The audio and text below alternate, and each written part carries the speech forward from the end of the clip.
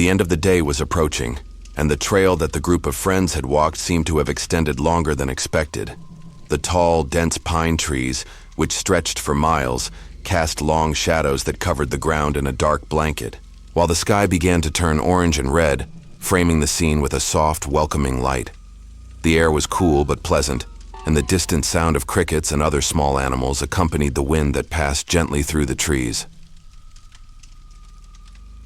Tired from the intense walk but satisfied with the journey, the friends began to set up camp among the pine trees. The tents were erected with familiarity, everyone taking charge of their own area, the zippers being pulled with a soft noise that blended with the sounds of the forest. Laughter echoed between them, inside jokes about old trips and shared moments that made them feel a comforting sense of belonging. One of the friends, Lucas, lit a small fire while another, Felipe, took off the backpacks and distributed the provisions. The strong smell of freshly brewed coffee began to spread through the air, mixing with the earthy aroma of the forest and the coolness of the night that was about to arrive. The tents were arranged in a circle, with the bonfire in the center, offering a warm, welcoming light, illuminating the smiling faces of the group. The trees in the background were an impenetrable wall of dark green, but everything there felt safe and familiar. No one suspected anything unusual, any changes that might occur soon. The conversations flowed relaxed, accompanied by a dose of nostalgia and fun. The tiredness of hours spent walking along rugged trails gave way to the pleasure of being outdoors, away from daily worries. The stars were beginning to appear in the sky, a dark blanket that spread above them, slowly beginning to shine like distant dots. The night seemed like an invitation to rest, to peaceful reflection after a tiring day. "I swear I saw a bear back there," Joao joked, laughing and pointing to the dense forest in the distance. "You're seeing things, Joao. You're too tired," replied Mariana with a mocking smile as she took a sip of her coffee. "Well, if a bear shows up, you'll be the first to know," replied Joao with a sarcastic smile, already settling down near the fire. The laughter continued for a few more minutes, and soon everyone was ready to settle into their tents. Night was falling. Quickly, the cold beginning to infiltrate the air as the conversation calmed down. The sound of the forest at night, a little sharper and more distant now, filled the void of words.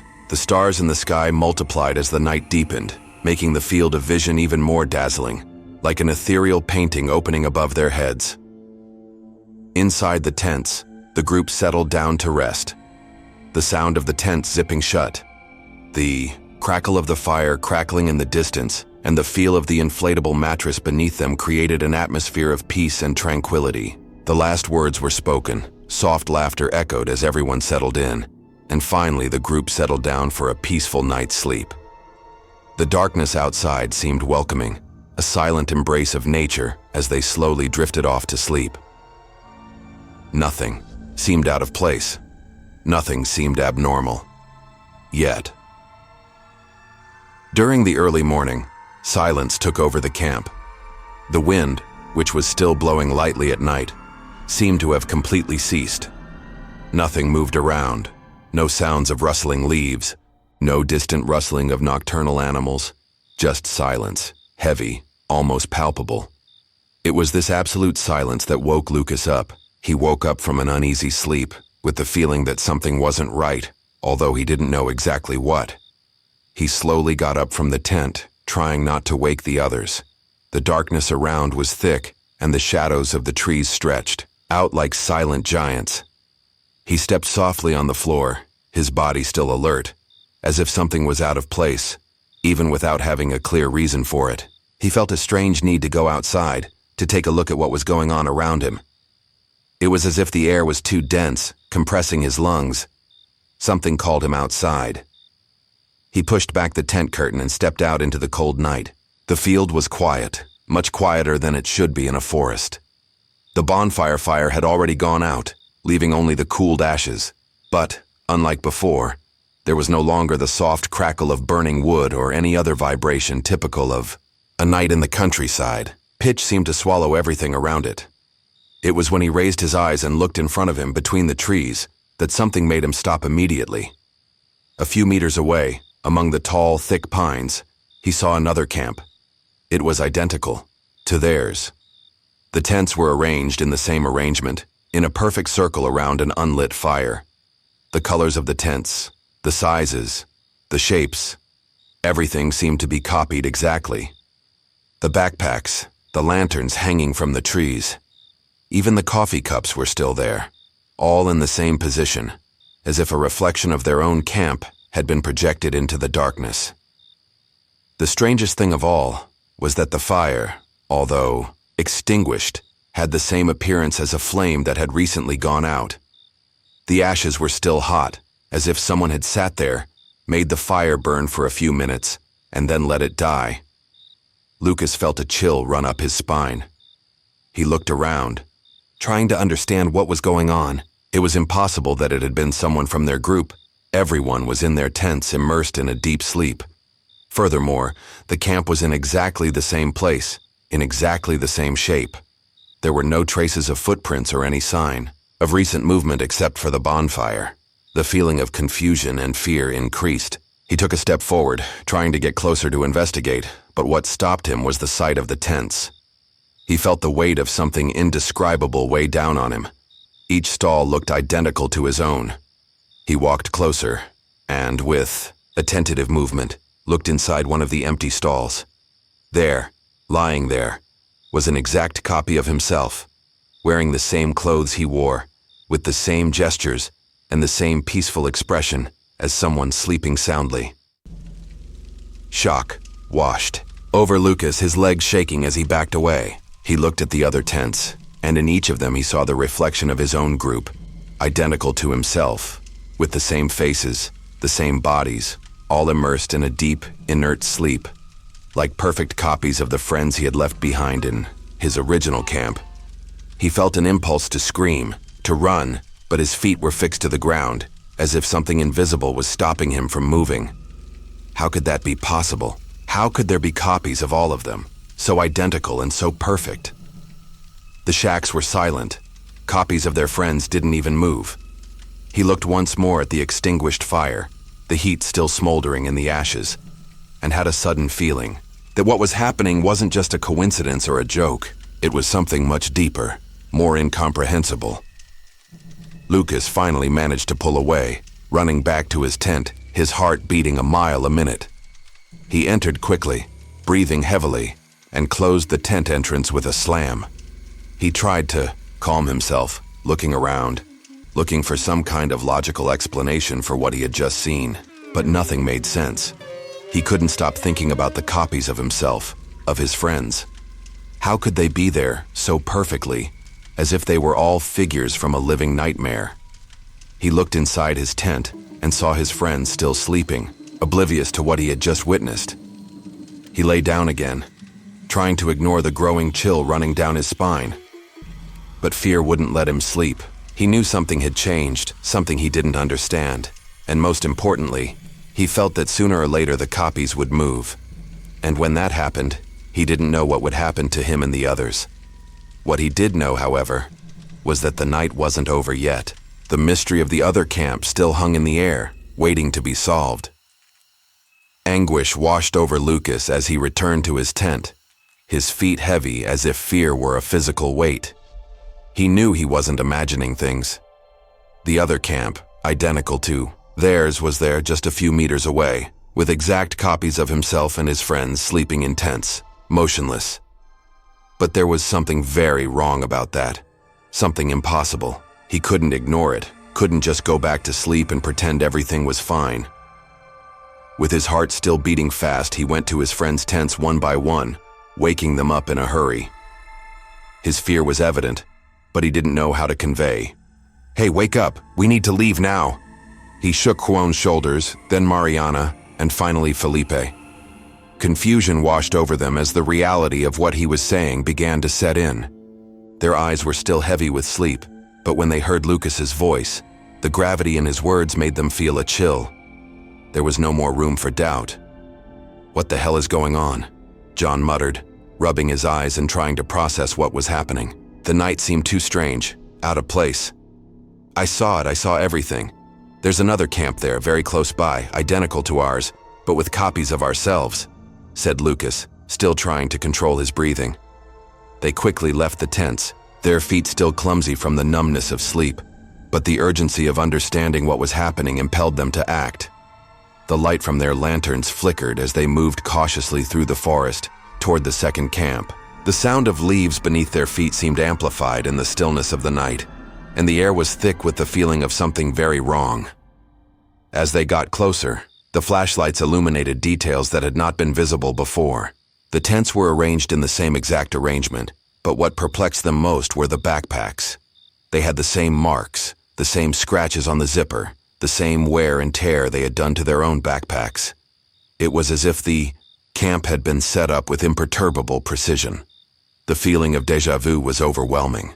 They were in the same place, in front of the same scenario, but with a silent and chilling presence, something that was not possible, but was there, in plain sight. "It can't be. This is impossible," Mariana said, her voice shaking as she approached one of the stalls. "Let's look. We have to see what's inside," Lucas said, hesitant but determined.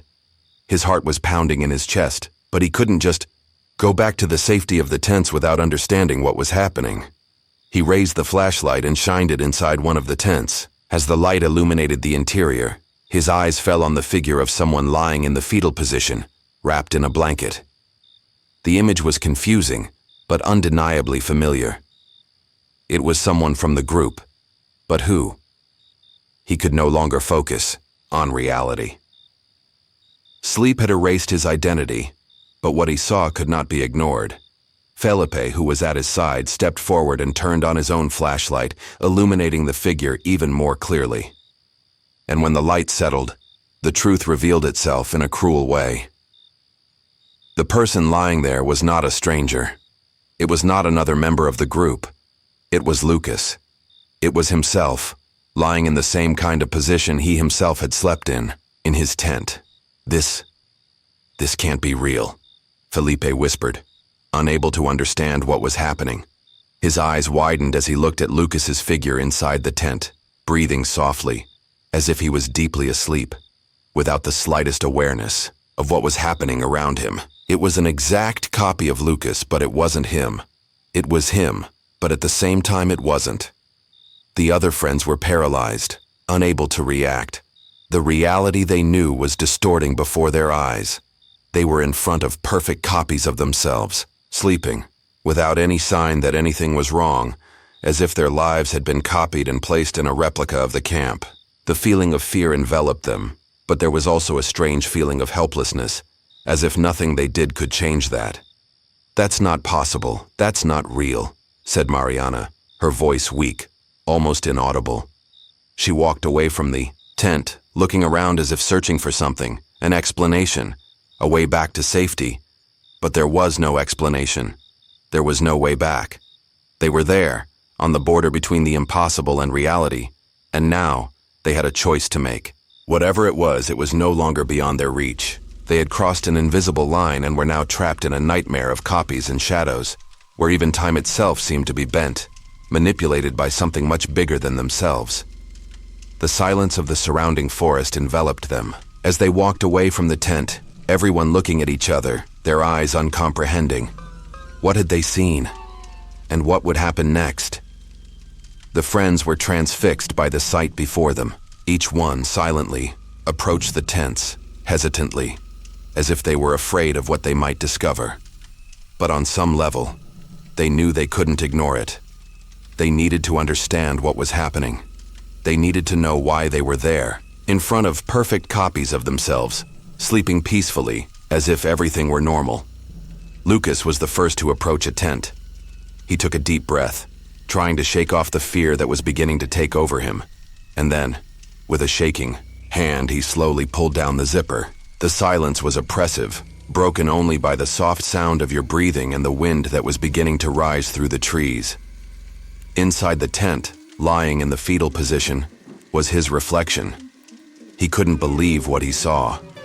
It was him, his own body, with the same features, the same slow movements as he breathed deeply, unaware of everything around him. "That's impossible," muttered John, who was next to him, still trying to process what they were witnessing. They were faced with copies of themselves. How could this be possible? How could they be there, in an identical camp, in a distorted reality that makes no sense at all? Mariana, with wide eyes, lightly touched the arm of her own copy, lying in the tent next to her. The body was warm to the touch, completely alive, as if it was resting peacefully. But what horrified her most was the murmur. His copy, lying under the blanket, murmured something inaudible, indistinct words that seemed to come from a distant dream.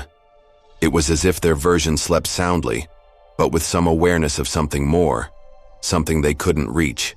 "I can't believe this," Mariana said, her voice small, almost like a sigh. These aren't us, are they?" "I don't know," Lucas replied, still with his eyes fixed on his copy, the feeling of strangeness increasing with each passing second. "But they are identical to us. They are alive." The atmosphere around them seemed to become denser. The air was charged with a strange electricity, a static that made the hairs on the back of everyone's neck stand up. It was as if the world around the second camp was contracting, as if the laws of nature had distorted there, in that particular space. The silence was heavier, as if the forest itself was in suspense, awaiting something they could not understand. Felipe, with a tense expression, looked at the trees around the camp. Something was wrong with them. They were almost identical to the trees that had been at the original camp, but there was something that didn't seem right. The trees were slightly crooked, their trunks more curved than normal, as if they hadn't grown naturally. Their shapes were misshapen, distorted, as if something had forced them to grow in the wrong way, without respecting the symmetry of nature. "Look at this," said Felipe, pointing to the trunks of the nearest trees. "These trees, they're crooked. They're not normal." They approached slowly, examining the trunks. The trees, which had previously seemed to be mere shadows amidst the darkness of the forest, were now becoming an unsettling element. Their torsos were distorted, curved in an unnatural way, as if the environment itself had been warped to fit something beyond their understanding. The feeling of discomfort increased, making the air heavier, more difficult to breathe. "It doesn't make sense," said John, staring at the trees. "Trees can't grow like that, not like that." But as he looked closer, he realized it wasn't just a matter of growth. It was as if the trees had not evolved organically. They were forced. As if the entire environment around the second camp was being shaped artificially, without respect for the natural laws of life. The ground, the earth, the trees, everything seemed to be distorted in some way, as if the world was being manipulated, changed by something that shouldn't be there. Back in the tents, the friends continued to watch, all equally terrified by what they saw. But one thing was clear: they were no longer in the same world. Something had changed. Something had placed them in a place where the rules of reality no longer applied. And with that, they realized that the answer to what was happening was right there, in front of them. But what was most disturbing was that deep down they knew they couldn't escape. Whatever was watching them, whatever was creating these copies of them, was controlling every detail. And now, it was too late to turn back. The discomfort dragged on with each passing second, but despite the confusion and fear, the friends tried to process what they were seeing. Something wasn't right, and with each new detail they discovered, the feeling of being trapped in a distorted reality only increased. The copies, the crooked trees, the heavy atmosphere, everything indicated that they were in a place where the rules of the natural world no longer applied. But still, Lucas tried to rationalize. He tried to find a logical way out, an explanation that made sense, even though he knew deep down there was no explanation.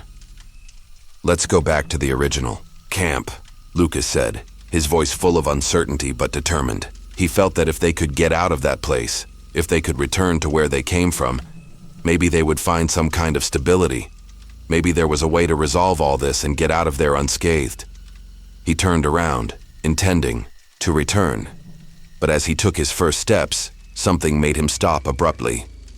He looked around, trying to understand what was going on. The tents, the trees, Everything looked identical. The camp was no different from the original. What once seemed like a clear path, a direction to follow, was now lost. He looked back, but could no longer tell which was which. The forest seemed to have closed in, creating an impenetrable maze. He had turned in circles.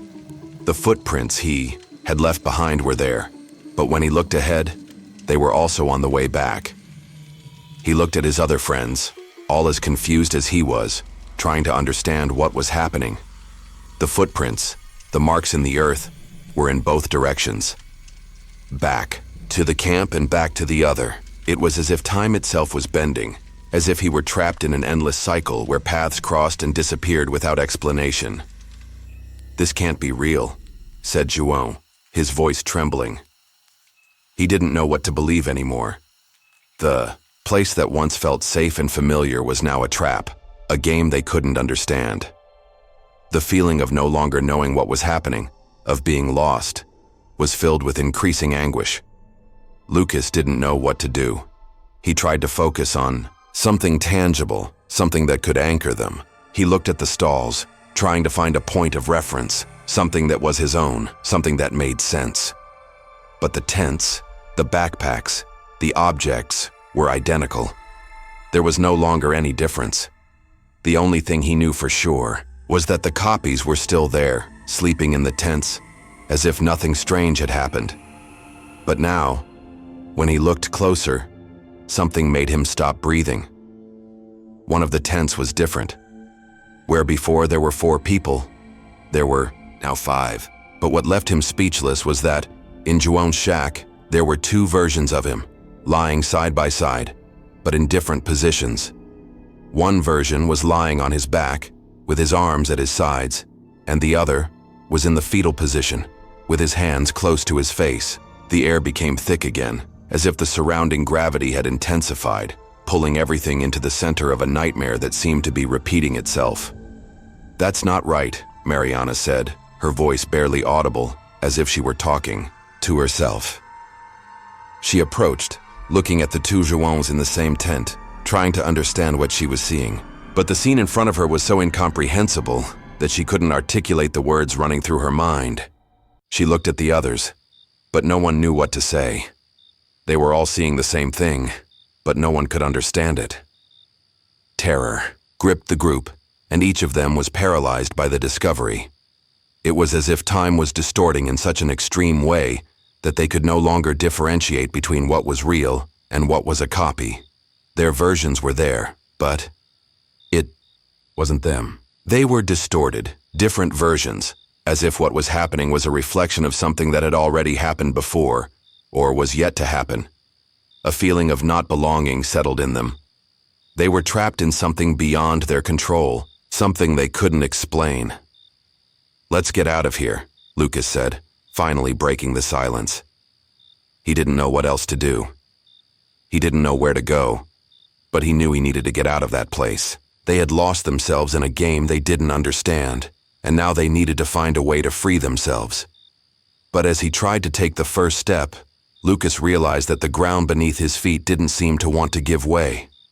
They were trapped in an endless repetition, in a cycle of copies and distortions. There was no way out.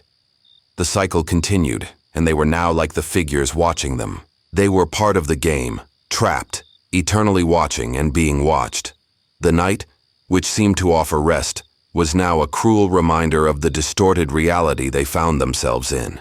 And as the group walked away from the tent, each with their hearts pounding in their chests, the feeling of being watched never left them. They were in an endless place where nothing changed, where nothing moved except themselves. The cycle was ongoing, and sooner or later, more versions of themselves would take their place. And the story would continue.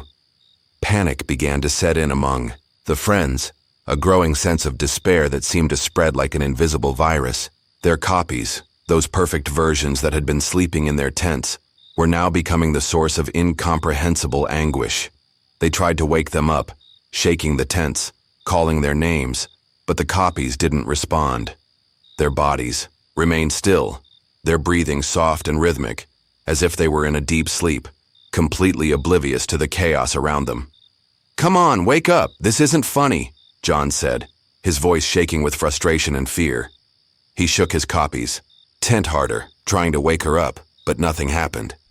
The copy remained there like a frozen image, undisturbed. The air was heavy, the atmosphere charged with a tension that only increased.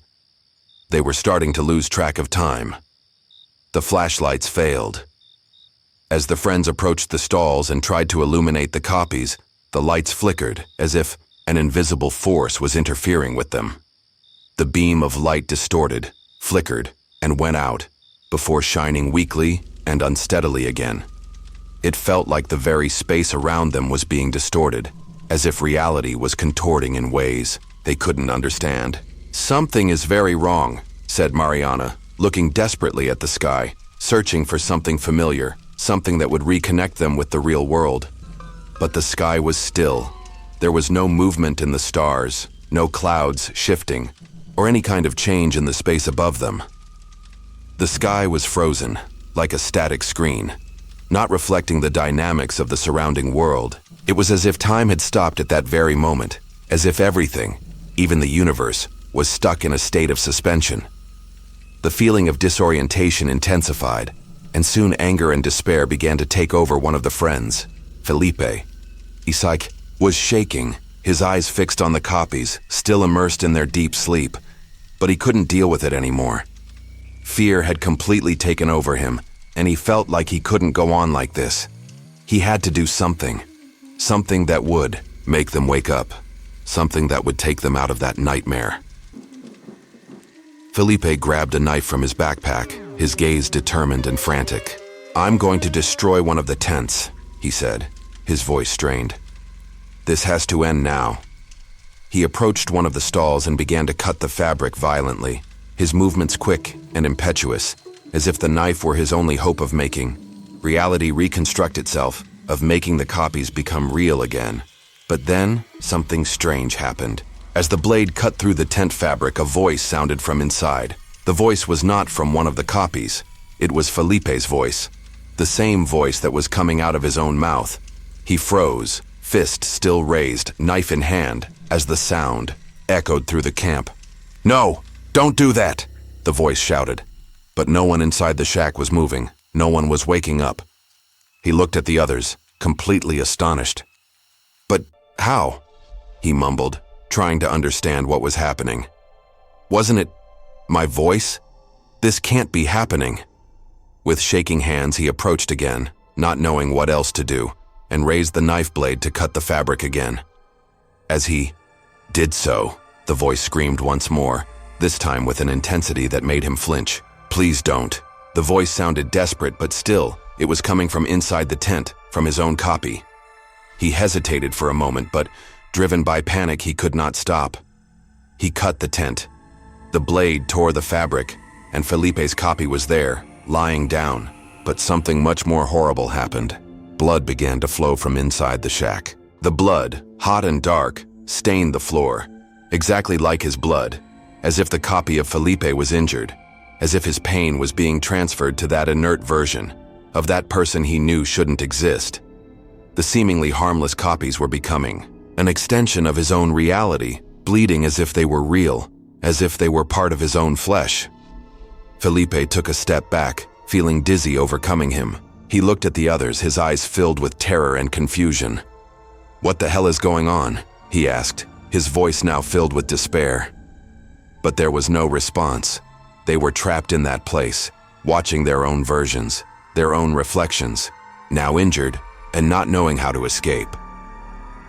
What began as an attempt to destroy what was not real, to restore normality, now became a denser, more incomprehensible prison. Time was distorting around him, space warping. The copies continued there, in an endless cycle, as if there was no possible escape. The night was frozen and nothing seemed real. They were trapped in an endless nightmare where they could no longer distinguish what was right and what was distorted. And the feeling that nothing would ever be normal again consumed them more and more. Fear washed over the group like a relentless wave. The sound of blood pulsing in their heads was the only sound they could hear as they walked away from the tent, still stunned by what they had just witnessed. The copies of themselves, which until then had seemed immobile, now began to move. But they were not natural movements. Slowly, with the same disturbing calm that had accompanied the entire situation, one by one, the copies began to wake up. The lying bodies, so perfect in their imitation, now moved but not like people waking up. The copies rose with a mechanical movement, without haste, without emotion. His eyes were empty, lifeless, but still fixed on the originals with an icy intensity. They rose from the tents, their faces still identical, their gestures the same, but there was something deeply wrong. The eyes were not the same. They were empty, as if looking from a distant place, from within a fogged mirror. The group walked away, their hearts racing, trying to understand what was happening. Each step was a step further from any sense of normalcy. They saw their copies getting up, one by one, not saying a word, just slowly moving towards them.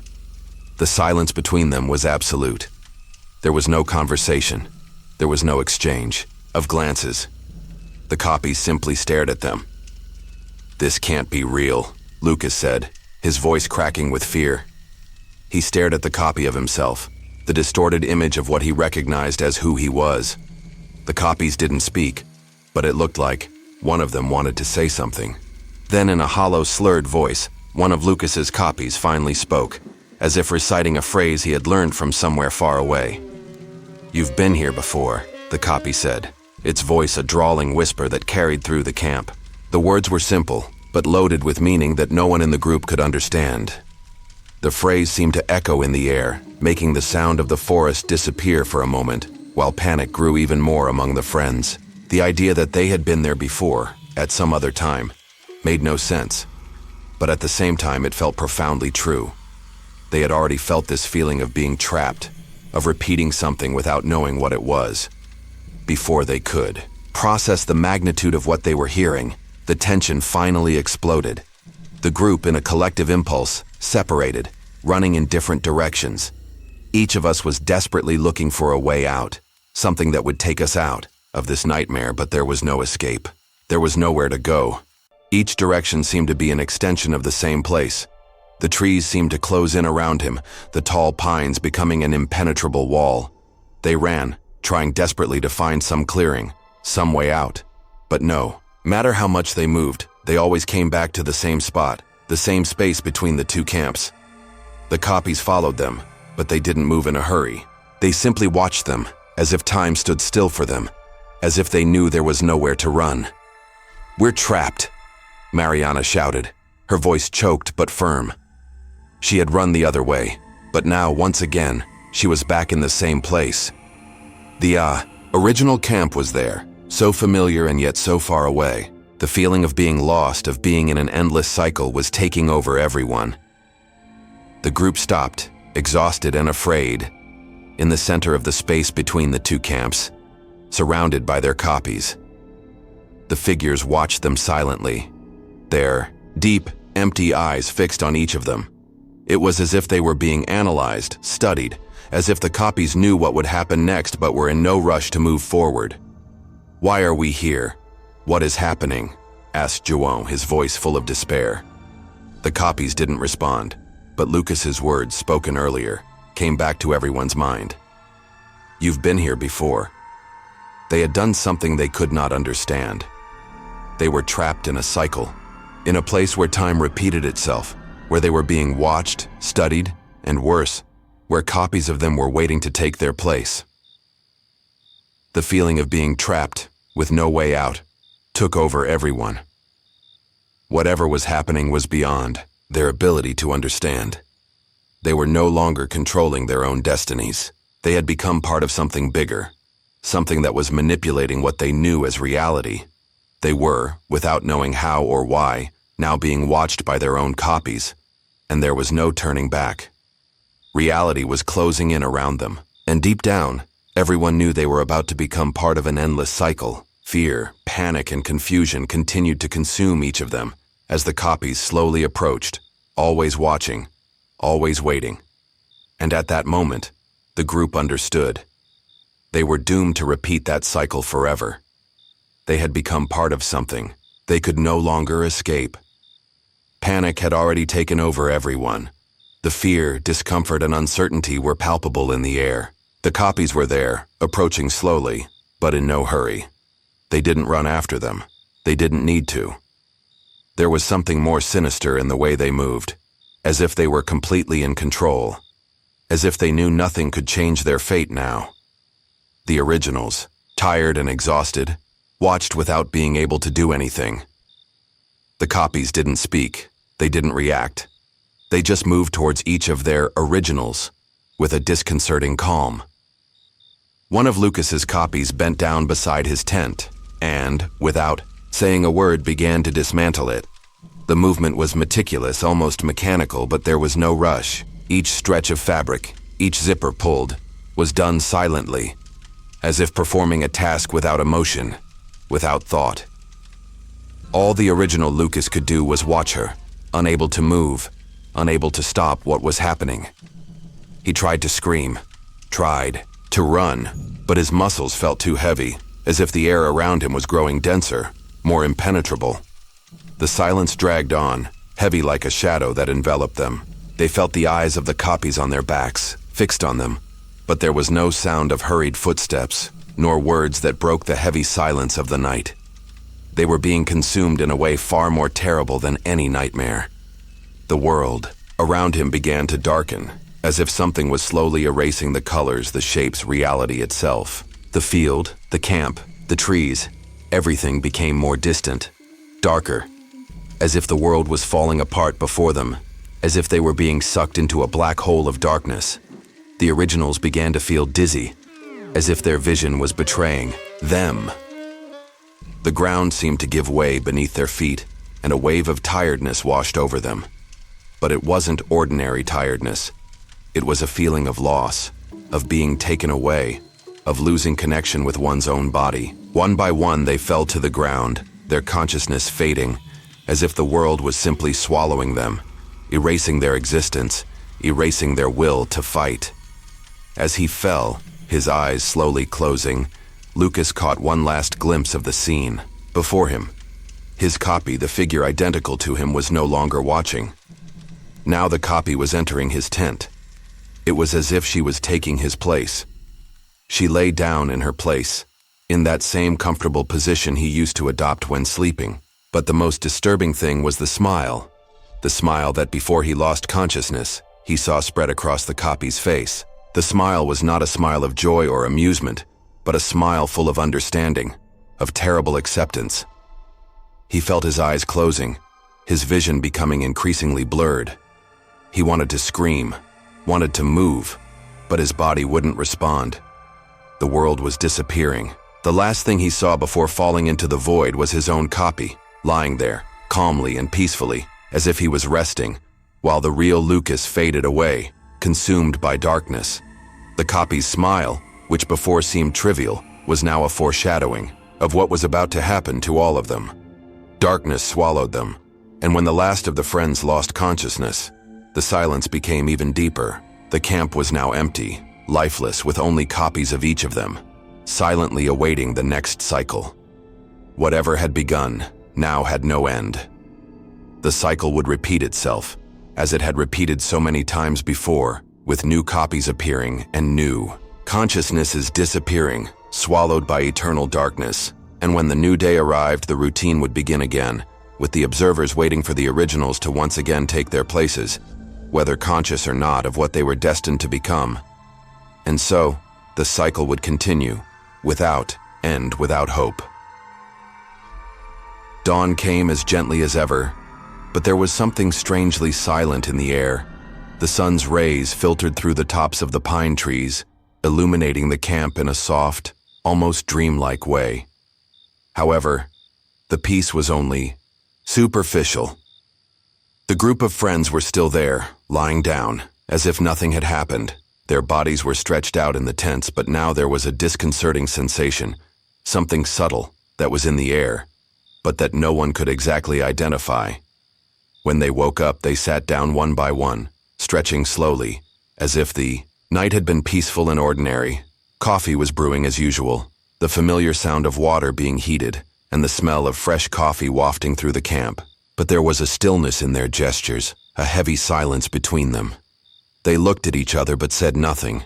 The weight of the previous night seemed to have been erased from their minds, as if the memory had been blurred. It was as if the night, the panic, the copies, everything they had experienced had dissipated, leaving only a strange void. They moved with the same routine as always, as if nothing had changed. The sound of coffee being poured into cups, the crackling of firewood as they began to prepare breakfast. It all seemed normal. But the silence between them was palpable, filled with something that no one could put into words. It was then that, while one of them, Felipe, was looking at the distant forest, something strange happened. He smiled. A slight smile, almost imperceptible, but which shouldn't be there. It didn't look like a smile of relief or joy. It seemed more like an expression of completion, as if something had finished, as if something had been accomplished. He looked at the others, who were busy with camp chores, and then looked back at the forest, the smile still on his face. The feeling of discomfort increased for others, but no one spoke about it. It was as if everyone was waiting, without knowing what. The sky, once again, was frozen, unchanging.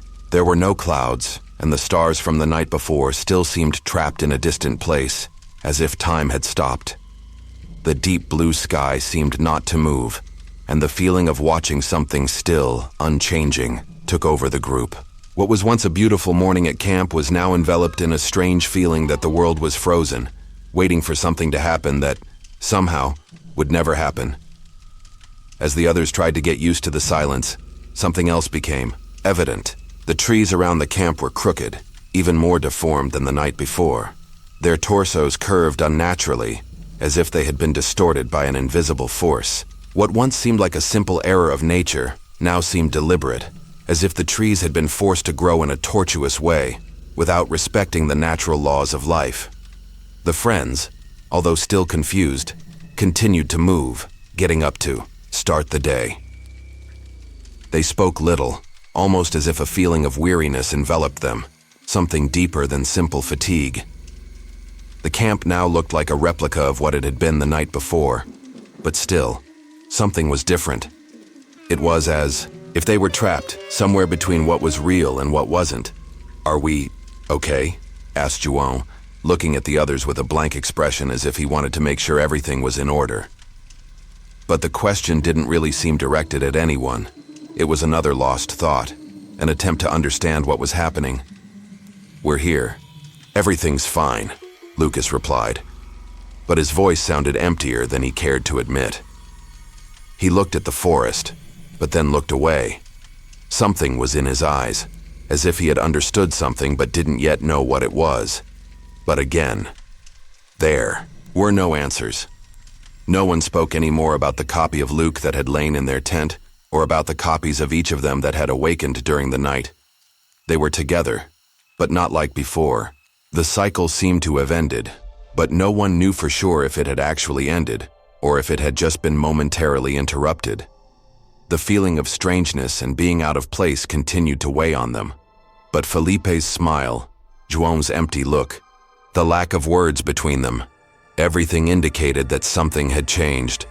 What had once seemed like a peaceful friendship was now shrouded in a cloud of silence, of unspoken tension. As the group finished preparing breakfast and began getting ready to leave, everyone was aware of something. Although they couldn't pinpoint what exactly, they knew they had crossed a line, and now whatever had happened, it had marked them in an irreversible way. The cycle was perhaps complete, but what awaited them next, they did not know. The city, the forest, everything around them seemed unchanging. The frozen sky, the crooked trees, and Felipe's smile continued to haunt everyone's mind. They knew that perhaps nothing would be the same anymore, and as they set off for their next destination, silence followed them, heavy and insurmountable.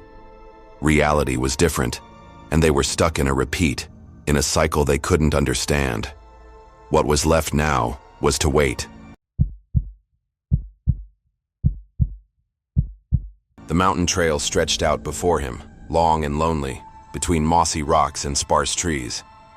It was late afternoon, and the sky, a deep blue, seemed to stretch to infinity, cut by heavy clouds that moved slowly, covering the sun that was beginning to hide behind the distant mountains. The man walked alone, his footsteps echoing faintly in the silent expanse that surrounded him. The weight of his light backpack, the firmness of his hiking boots, and the touch of his jacket against the cold wind were the only sounds that interrupted the absolute silence of the landscape. The thin air made each breath an effort, but also a pleasure, pure and fresh, sharp. Every step he took seemed to take him further away from civilization. There was no one around, just him and the immense terrain of the mountain. It was a solitary, unhurried walk, a moment he had reserved for himself to escape the routine and immerse himself in silence.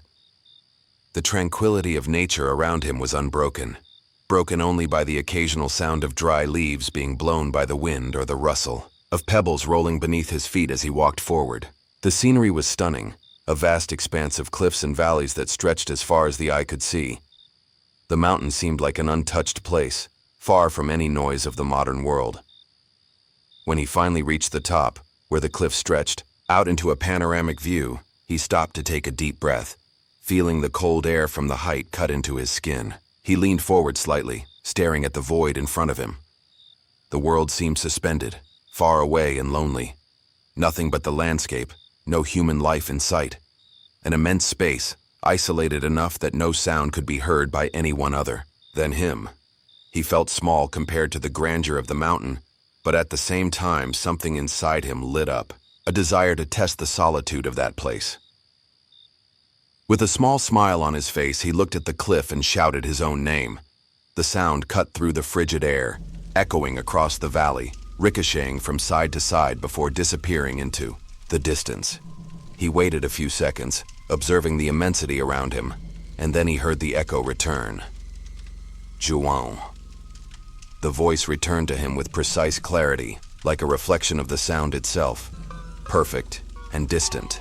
The echo sounded exactly as he expected, following the classic shape anyone would expect from an isolated cliff. He smiled to himself, pleased with the natural response. Without much thought, he decided to test the echo again. He closed his eyes, for a moment felt the wind on his face and screamed louder this time his name again. John! The sound returned, but this time, with a slight delay. Something was strange. The echo returned, but it was softer, almost as if there was a hesitation in the response. After a second, as if someone was trying to imitate his voice, the I sound came back. John.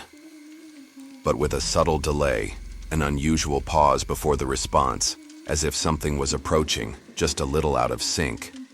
A strange feeling spread through him. He was used to echoes. He knew what to expect. But this felt different. There was a response, but it wasn't immediate, as if something was there, trying to adapt, imitate. Doubt began to eat away at his confidence. He looked around, as if expecting to see someone there, hidden among the rocks, but there was no one. Just him and the vast wilderness of nature around him. A shiver ran down his spine. He hesitated for a moment, but fueled by curiosity and an inexplicable feeling that something was unfolding before him, he decided to test the echo once more. This time he was silent for a moment, watching the landscape in the distance, feeling the weight of stillness in the air. He took a deep breath and then shouted his name once again without hesitation, in a loud and clear voice. John. But before the sound even reached the cliff, something even stranger happened. The echo responded before he himself had shouted. John! The answer came instantly, with the same clarity as the first time, but with an even lower, deeper tone. He froze. The sound hadn't come from his own voice. The echo had responded before he had made the sound. He looked around, feeling his heart race in his chest, his body frozen by the strangeness of that moment. The feeling that he was being watched, that something else was there, just waiting to reveal itself, hit him hard. Who's there?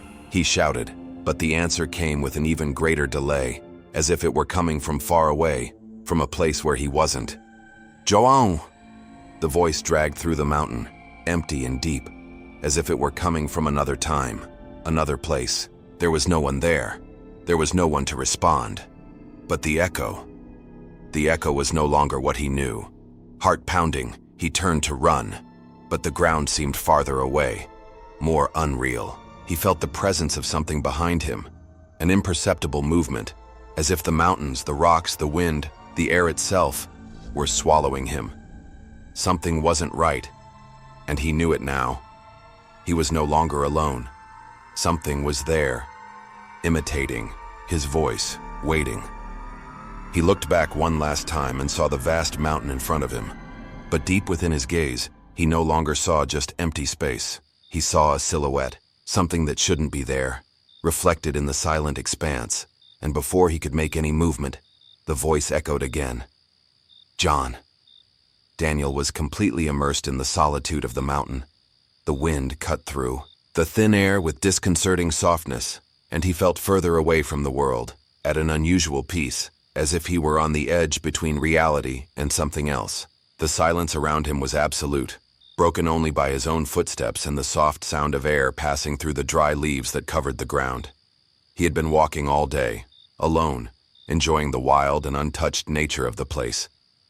He was now on top of a cliff, looking down at the vast valley below. The sun was beginning to hide behind the mountains, dyeing the sky a deep, gloomy blue, with dark clouds beginning to take shape on the horizon. The atmosphere was dense, as if the mountain was guarding something secret.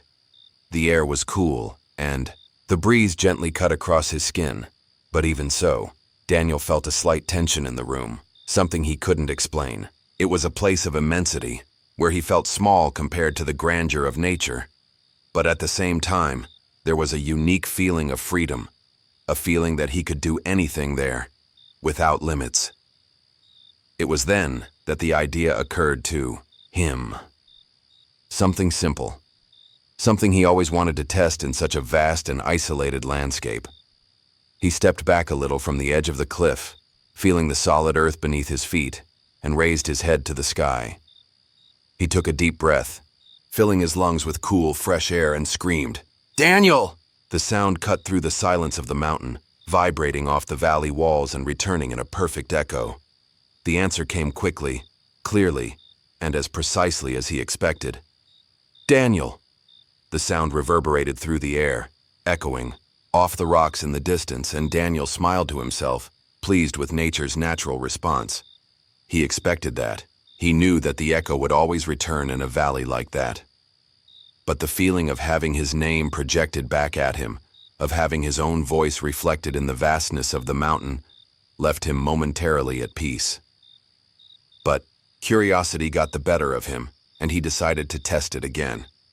He moved a little further away, moving away from the edge of the cliff to ensure the sound was picked up from a different point. He looked at the horizon for a moment, watching the mountains in the distance, and then once again he shouted, "Daniel!" This time the echo came, but something was wrong. The return was not instantaneous. The response came back with a slight delay, as if it had been processed by something else. The sound was similar to the first, but the cadence was slightly out of sync, as if it had been improvised, as if something was trying to imitate his voice but failing. The tone was almost the same, but there was a noticeable gap at the end of the word. The last syllable of his name did not return with the same clarity. "Daniel" was the echo, but the end of the word failed. It got stuck on something, as if an extra voice was trying to complete the sentence without success. The sound didn't hold steady as a normal echo should, and Daniel stopped, frowning, perplexed.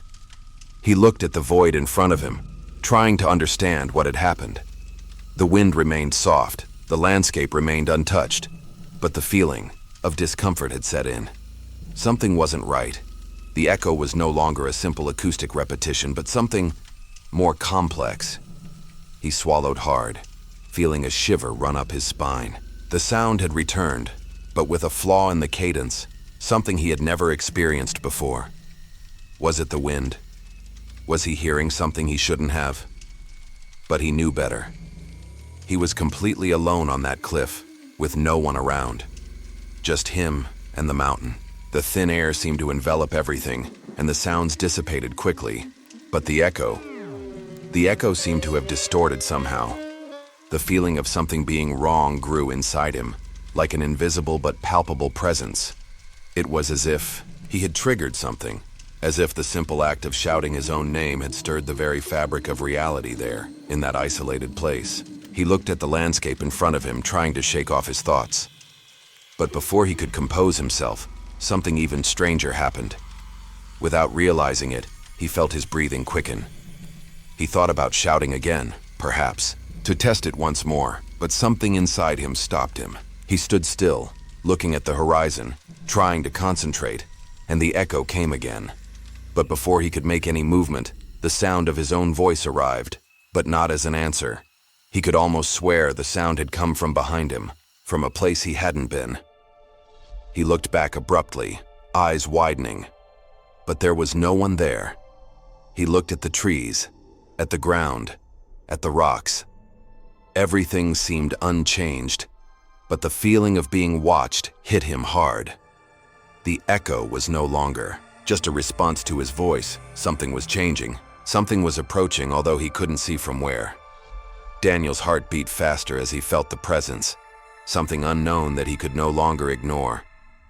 The echo was now not just a repetition. It was something more. Something that was anticipating his steps, his words, his breathing. Something that was learning from him, imitating him, perhaps preparing for something he couldn't understand.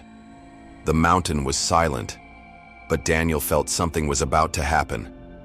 And before he could make any movement, the echo, now stronger and closer, resounded again, but this time it wasn't just his voice. The echo said, "Daniel," before he had shouted. The answer didn't come from the cliff. It came from within himself. Daniel stood still, his feet firmly placed on the cold rock of the cliff. The icy mountain wind blew around him, rustling the dry leaves that covered the ground, and he felt the slight pressure of the thin air in his lungs with each breath.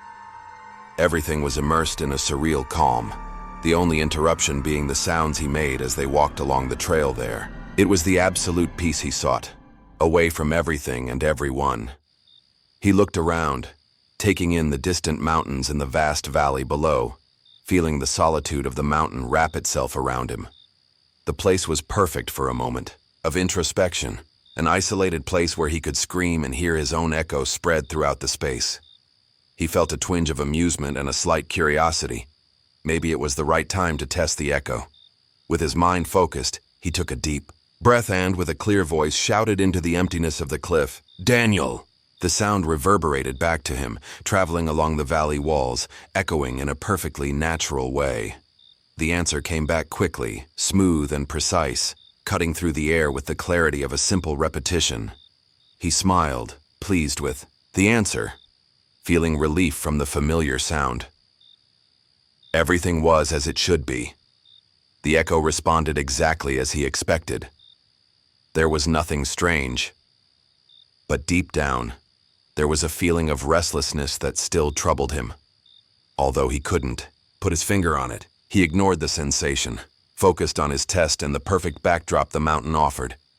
He prepared to try again, determined to continue. He took a quick look around, took a deep breath, and without hesitation, shouted again, "Daniel!" But this time, the answer didn't come immediately. It arrived with a little delay. The echo responded a little later, as if it had to be processed. It was as if someone was trying to imitate his voice, but the tone was slightly off. It wasn't an exact repeat. The sound of the echo seemed disconcerted, as if the replica was trying to adjust the cadence of its voice. "Daniel." The echo returned, but the word was out of tune, as if something was trying to adapt to the sound but couldn't. The delay in returning made Daniel's heart beat faster. He frowned in bewilderment and looked at the cliff in front of him. The sound hadn't been exactly what he'd expected. There was something different in the tone, something that wasn't right. Daniel felt a shiver run down his spine. He stood still for a moment, taking in the strangeness of what had just happened. The surrounding wind seemed to have ceased, and the silence deepened around him, becoming even more oppressive. He looked at the trees in the distance, but nothing seemed to have changed. No visible presence was there. He was alone, or at least it should be. His mind, now more alert, urged him to do something more. He wanted to understand what was happening. What was wrong with the echo?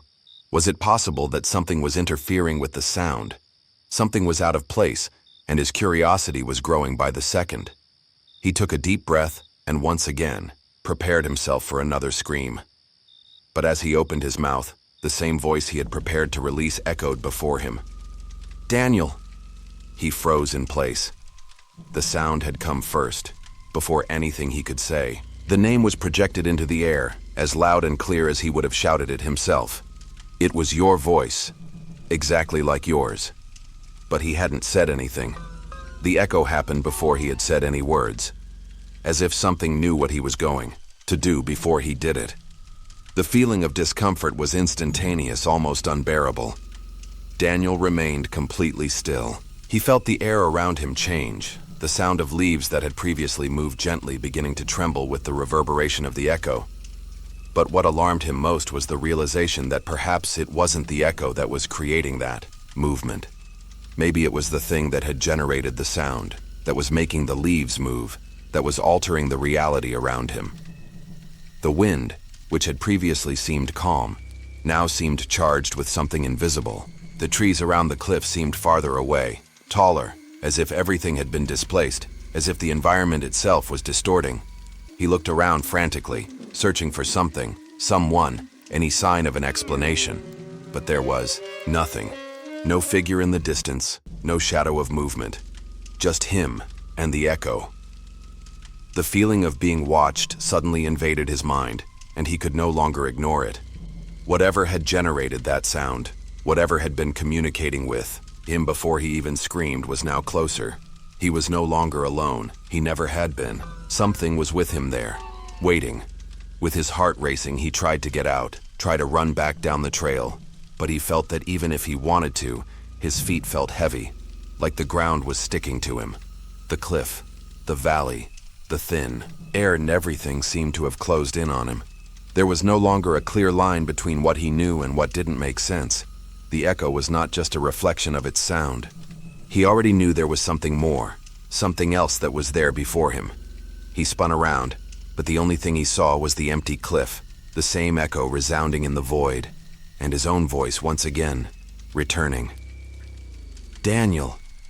Fear was beginning to spread like a cold current through Daniel's body. He looked around, looking for any sign that anyone was nearby. But all he found was the absolute silence of the mountain.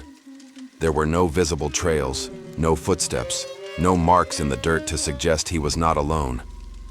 The wind, with its continuous whisper, was the only sound he could hear, cutting through the thin air as he tried to process what had just happened. He felt disconnected from reality, as if the mountain had begun to play with his mind, distorting the natural laws around him. The presence he had felt before seemed to have disappeared, but the restlessness had not. Something was wrong. The echo was no longer a simple reflection of his voice, but seemed to have developed a consciousness of its own. Something was imitating him, and it was more disturbing than anything else he could have imagined. He took a deep breath, trying to calm his nerves, but his panic was growing by the second. The echo, the response he had received before he shouted his name, was still reverberating in his mind. And then, just like that, he decided to test it again, perhaps in an unconscious effort to prove to himself that it was all a trick of the mind, a simple coincidence. "Who's there?" he shouted, his voice projecting powerfully into the emptiness of the mountain. He didn't know what he expected to hear, but somehow he needed to hear the answer, needed to know what was happening. The sound of her voice was lost in the air for a moment, and he waited, but again the answer came. And again the echo lingered, a strange pause as if it were being processed by something that wasn't exactly in line with reality. When the answer arrived, it was not a simple repetition. "Who's there?" returned, but this time, there was a difference in tone. There was something subtly wrong, something he couldn't explain. The accent was hidden but present, a slightly slurred tone at the end of the sentence. The last word, "there," didn't sound like his own. It was as if someone, or something, had tried to imitate his voice, but had failed in a disturbing way, like a distorted echo. The intonation was different, the cadence almost imperceptible. Daniel's heart jumped in his chest, and he felt a chill run down his spine. He looked around once more, eyes scanning the empty space. Nothing. Nothing but the rocks, the wind, and the distorted trees in the distance. He swallowed hard, his body tense with the fear that was beginning to build in his thoughts. "That's not possible," he whispered to himself. "This isn't real." He started walking, trying to get away from that place, but he couldn't shake the feeling that something was watching him. The sound of the wind seemed stronger, more charged, as if it was reacting to his mental state, creating an invisible pressure that enveloped him. He began to move away from the edge of the cliff, but the echo continued to echo in his mind, stronger and more insistent with every second. He knew he wasn't alone. He knew something was manipulating everything around him. And the most disturbing thing was the fact that this something knew exactly what he would do, what he would say. What started as a harmless experiment, a curiosity about echo, was now turning into something much more terrifying. He no longer knew if what he was hearing was really the echo, or if there was something deeper, more ancient, that was taking advantage of the mountain, the landscape, and now even his own voice. He had summoned something, and he no longer knew how he could stop what he had started. He shouted again without thinking, without trying to understand. "Who's there?" And with the same delay, the answer came back. "Who is there?" But this time, the tone was even more different. The response was more slurred, as if the voice was mixing with the wind, as if the mountain was responding through something that shouldn't exist. It was no longer a simple echo. It was an attempt to communicate, but not in a human way. Daniel took a step back, his heart beating wildly. What he was hearing sounded more like a command, a force that was feeding on his presence. He turned around and started walking quickly, feeling adrenaline taking over his body. He didn't know where he was going anymore, but he needed to get away. The sound of his own voice being imitated, repeated with a distorted tone, was haunting him. He didn't know if he should keep screaming, or if that just fueled the thing that was watching him. "Who's there?" he whispered, not waiting for a response. But the echo didn't take long to come once again, with a strange delay. Stronger, more audible. "Who is there?"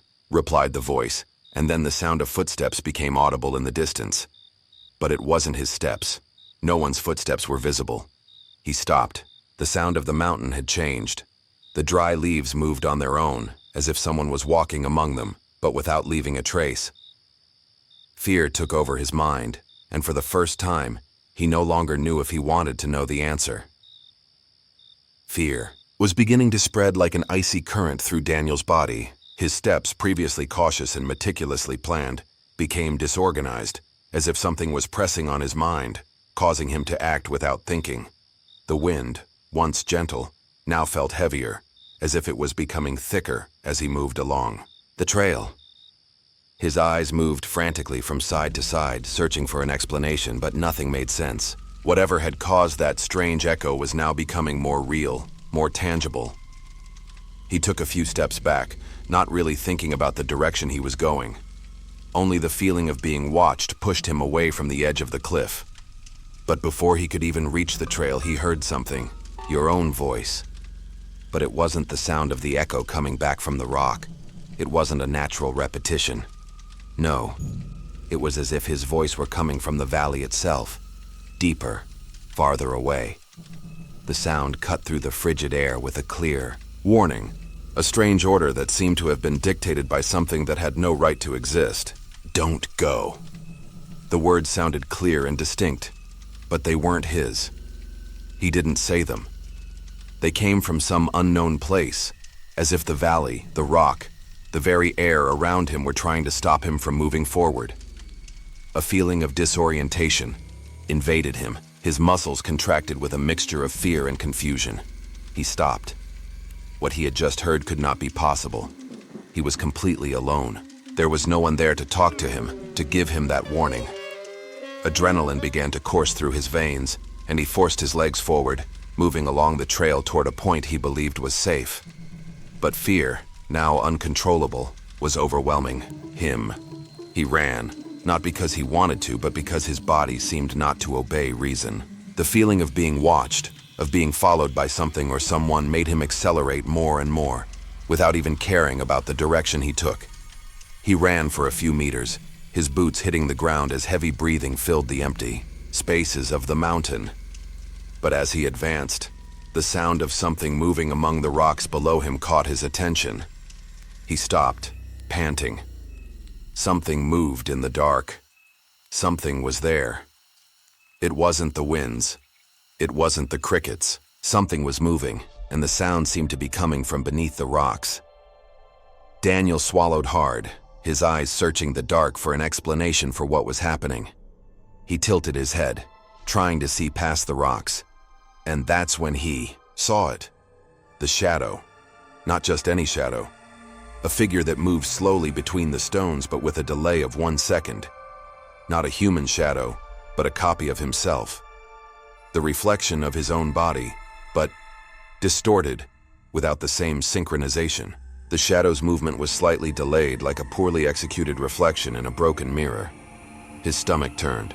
He stood still, his body cold with terror, unable to move. The silhouette seemed to follow its own movements, but in the wrong way. It was as if he was seeing his own image on a faulty screen, where the time no longer matched.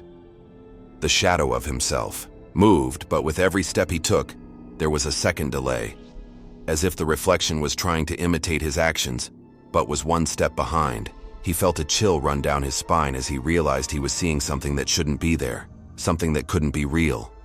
The image, the shadow, seemed to exist only to observe him, to imitate his life, but in a grotesque and distorted way. Panic began to take over him. Every move he made was followed by that shadow, that wrong version of him. He turned quickly, his breathing quickening, his feet hitting the earth harder. He didn't know what he was seeing, but he felt like he couldn't stay there any longer. His heart was beating so hard that it felt like it wanted to come out of his chest, and he no longer knew what he was trying to escape. If he ran away or if he stayed, it seemed like he would be pursued by something he didn't understand. He walked forward along the path, the sound of his own footsteps echoing in his mind, but the clatter of rocks below him didn't stop. With every step he took, the shadow continued to move, trying to imitate his own, but always with a delay. He felt a strange presence behind him, but he didn't have the courage to look again. He didn't want to see what was there, following him as if it were an extension of himself, but in a distorted, disconnected way. He didn't know what to do. There was something deep in that valley, something that was testing him, something that was feeding on his own anguish. And the shadow, the image of himself, was there, waiting, silently, with a slow pace, as if he was just waiting for his next action. Everything around him seemed to be at odds with reality, and Daniel was trapped in a cycle he couldn't understand. Whatever that being, that presence was, he knew he could no longer leave the mountain without facing the truth that accompanied him. He ran faster, more desperate, but the feeling of being followed didn't go away. The echo of his footsteps, the sound of his own breathing was distorted, as if the world was distorting around him, and once again, the shadow of himself followed his movements, with that disturbing second of delay. He was trapped. Panic was beginning to take over Daniel in an overwhelming way. Every step he took on the trail seemed further away from the reality he knew, as if something was messing with time, with the space around him. The trees and rocks seemed to grow to form a maze with no exit. The air was thick, the silence complete, and yet the feeling that something was with him, that he was no longer alone, never dissipated. He took his cell phone out of his pocket, instinctively trying to somehow connect with the world outside the mountain. Maybe, he thought, a call to someone, a message to confirm that everything was okay. But when he turned on the screen, he saw that there was no signal. He tried to move the cell phone, looking for any reception bar, but all he found was the same, blank screen, without any sign of life. What was happening there? He looked up at the sky, at the clouds that were beginning to gather, and an even stronger feeling that something was about to happen enveloped him. He swallowed hard, and on impulse, decided to record a video. Maybe, he thought, by recording what was happening, he could understand what he was seeing.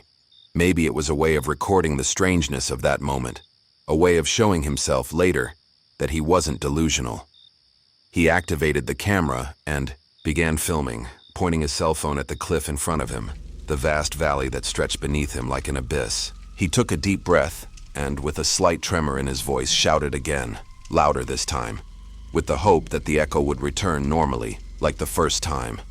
"Daniel!" he shouted.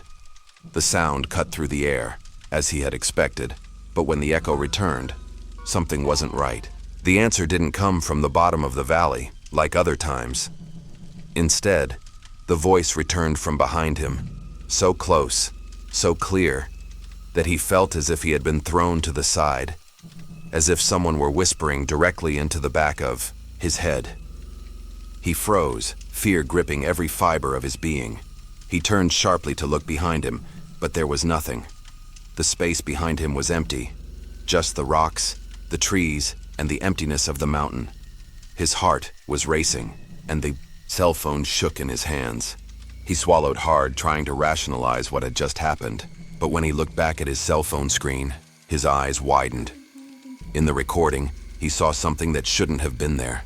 For a brief second, in an almost imperceptible frame, he saw himself, but not where I was physically. On the screen, he was standing on the edge of the cliff, a position where he knew he wasn't, a position where he hadn't moved. He stared at the screen, trying to understand what he was seeing. His own figure was there, watching him from the edge of the cliff, as if waiting, as if he was standing there, looking at him, but not recognizing him. Time seemed to have stopped. The cell phone was still recording, but he was so transfixed by the image that he could barely breathe. The figure on the screen stared at him, its eyes looking empty, as if it was waiting to do something, to move. With each passing second, the image on the screen seemed to become clearer, more real. It was him. But it wasn't him. It was a version of him, but with something wrong, something distorted. Before he could understand what he was seeing, the image on the screen moved. The figure, the on-screen version of him, stepped forward and looked directly at the camera, as if it had noticed his presence.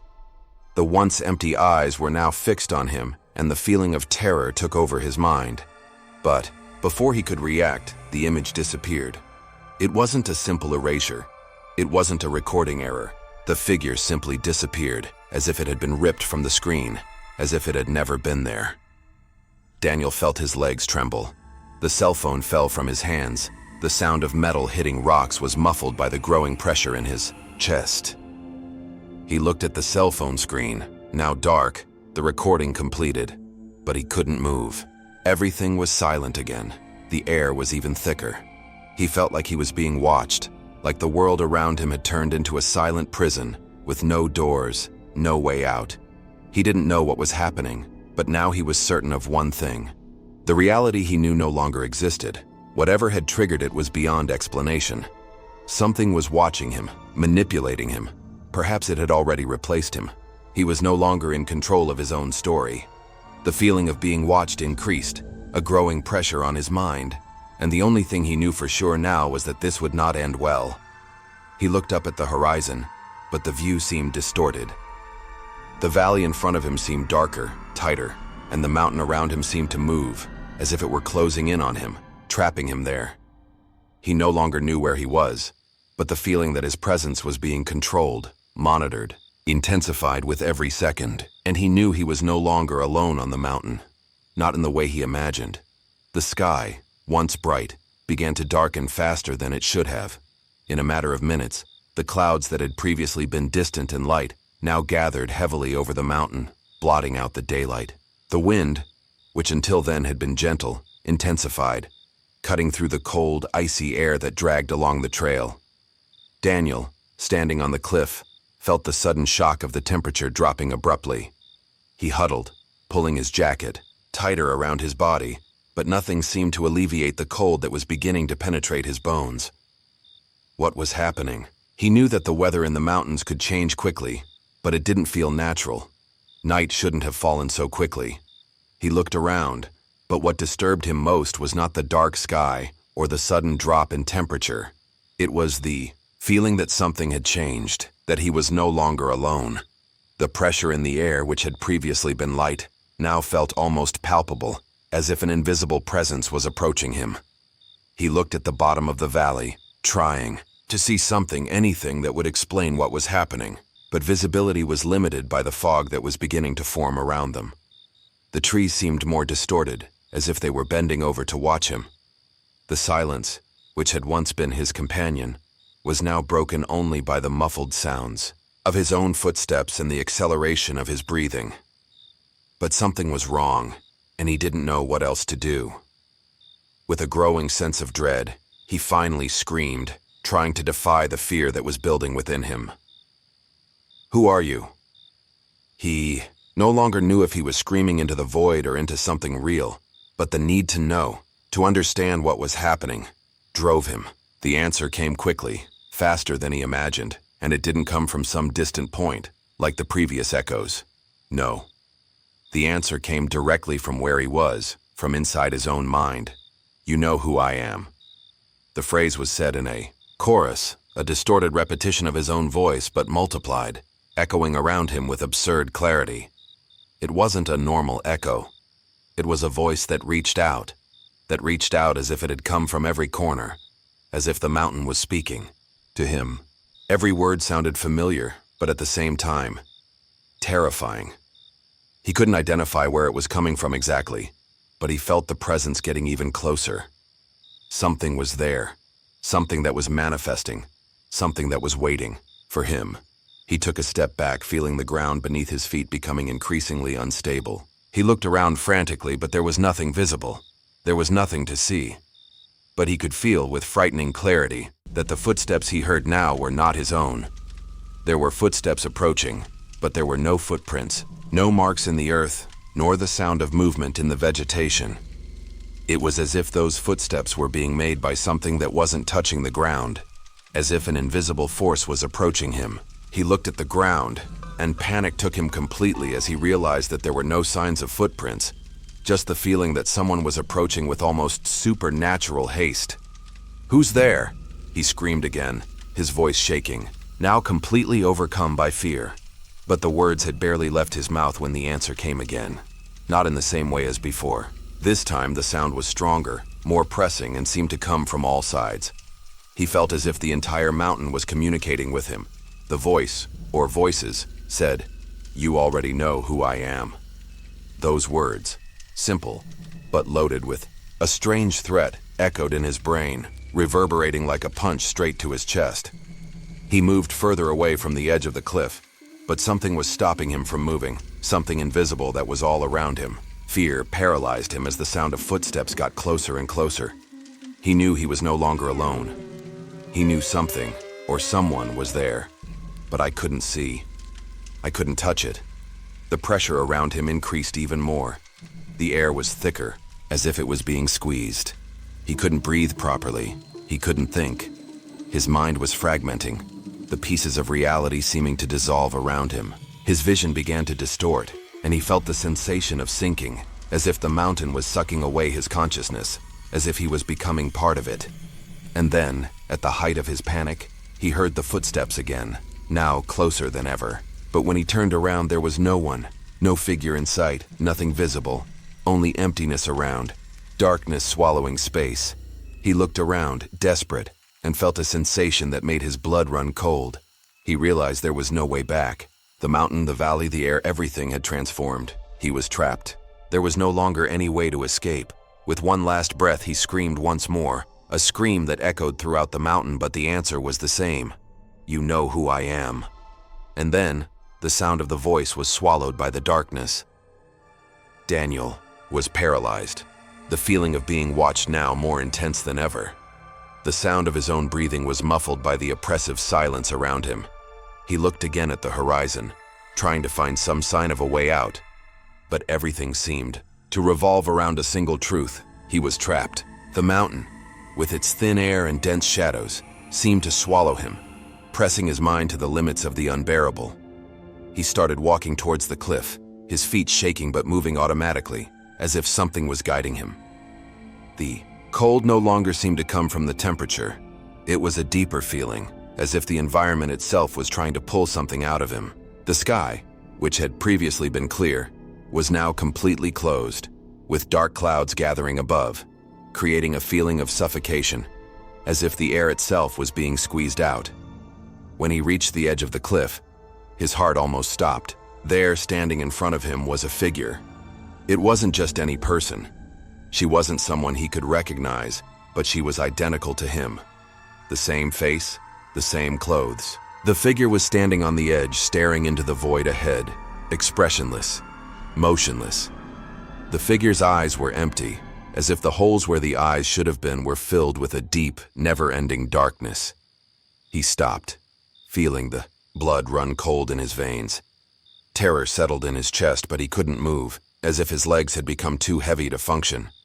The figure in front of him did nothing except open his arms slowly, with a movement so precise and synchronized that it seemed more like an extension of himself. There were no signs of life, no emotion, just an unusual calm that hung in the air. The figure's voice, when it finally spoke, was perfect. It was his own voice, without flaws, without hesitations. "You belong here." The words were spoken, calmly, almost invitingly. But there was something terrible about them, as if he were the guest at a somber ceremony. The sound of his copy's voice reverberated across the cliff, but at the same time it seemed to come from all sides. The mountain seemed to absorb the voice, leaving an even stronger feeling of heaviness in the air. Terror gripped Daniel. He looked around, looking for a way out, but everything around him seemed empty, an unchanging landscape of rocks and shadows. He took a step back, trying to get away from the figure, trying to escape, but something broke inside him. The ground beneath his feet began to shake, and the sound, deep and heavy, came from the mountain itself. It was a sound he had never heard before, a vibration so dense and ancient, it felt like breathing. The mountain felt alive, as if it were trying to pull him in, as if he were part of an immense, unchanging organism. He tried to walk away, but the path disappeared. The trail he had walked before faded before his eyes, as if it had been swallowed by the earth. He looked around desperately, trying to find a direction, but all he saw was the edge of the cliff stretching into a deep void.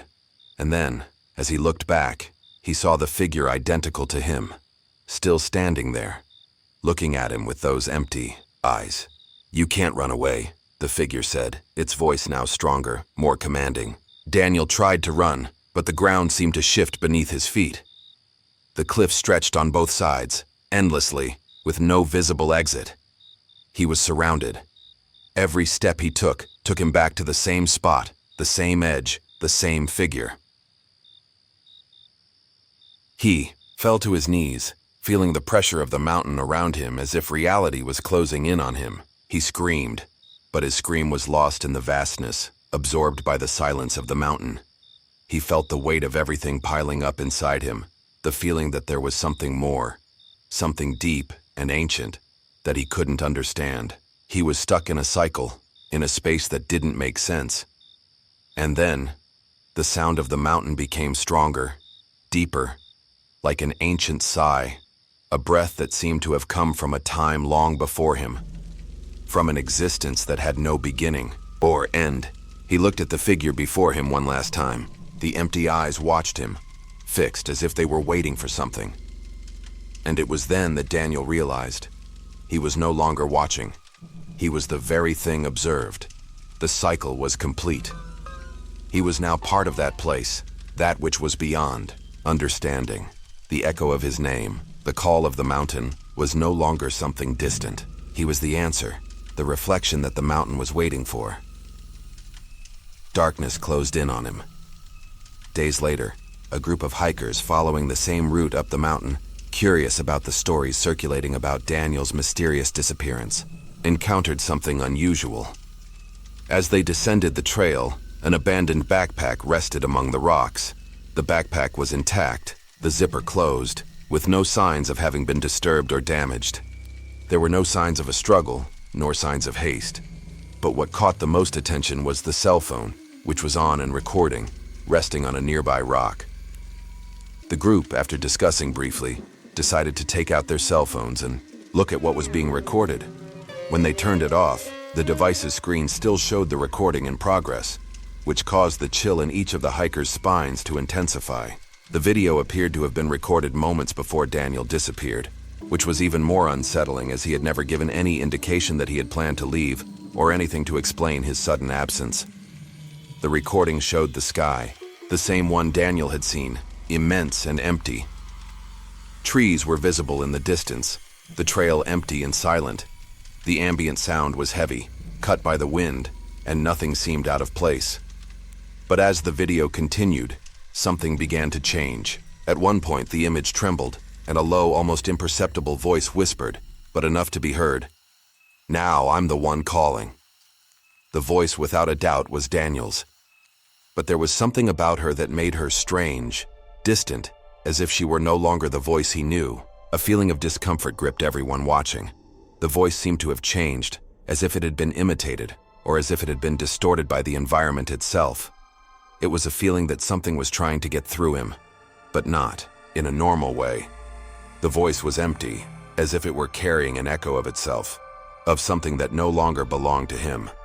Soon after, the sound that filled the recording environment was a scream so sharp it made the hikers shudder, but something was wrong with it.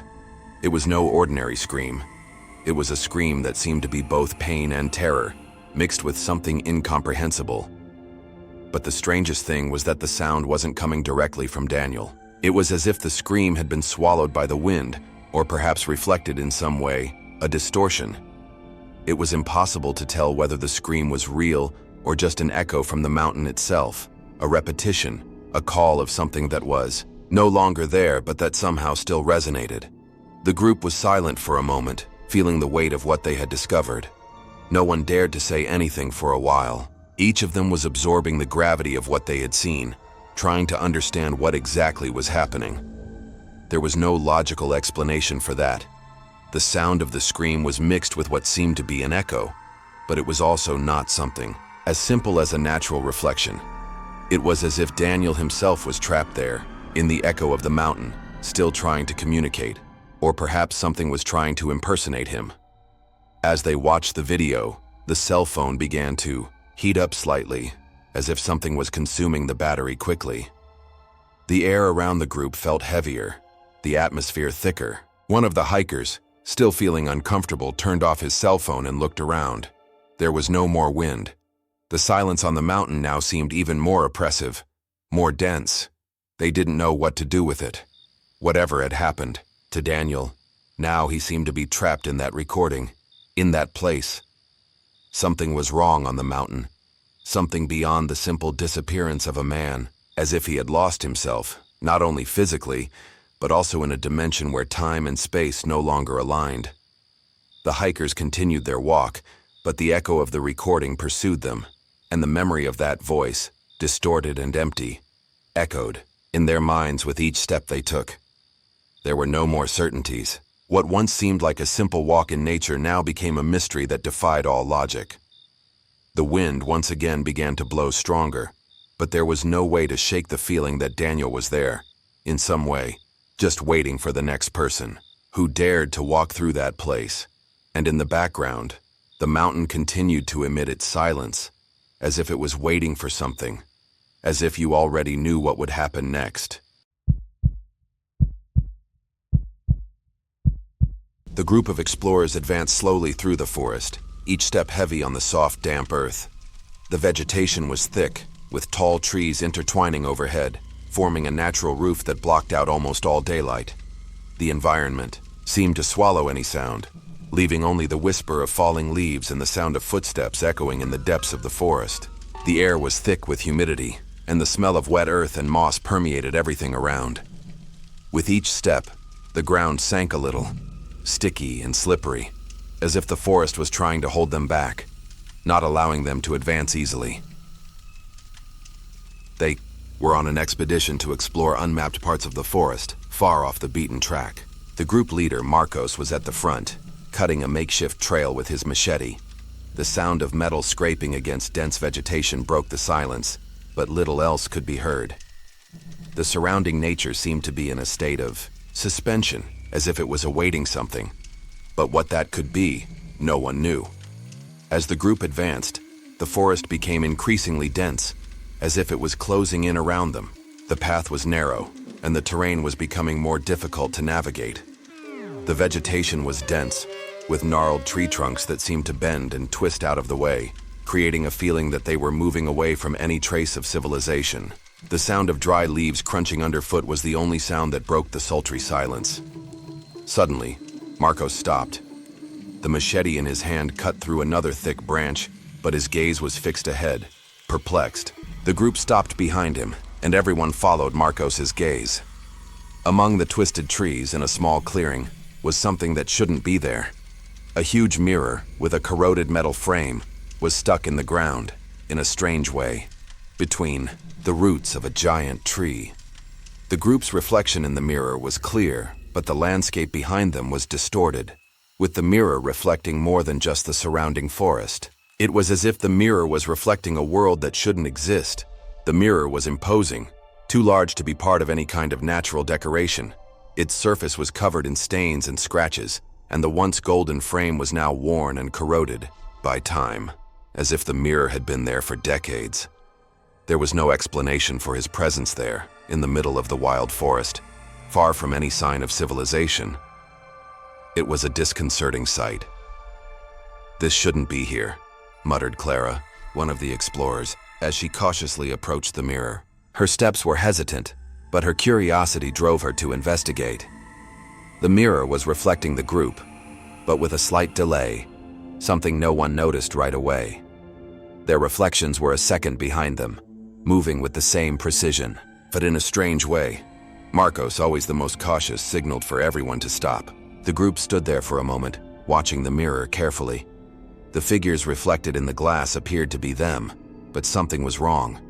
When Clara raised her hand to touch the mirror, her reflections followed her, but almost lazily, as if they were moving with an imperceptible delay.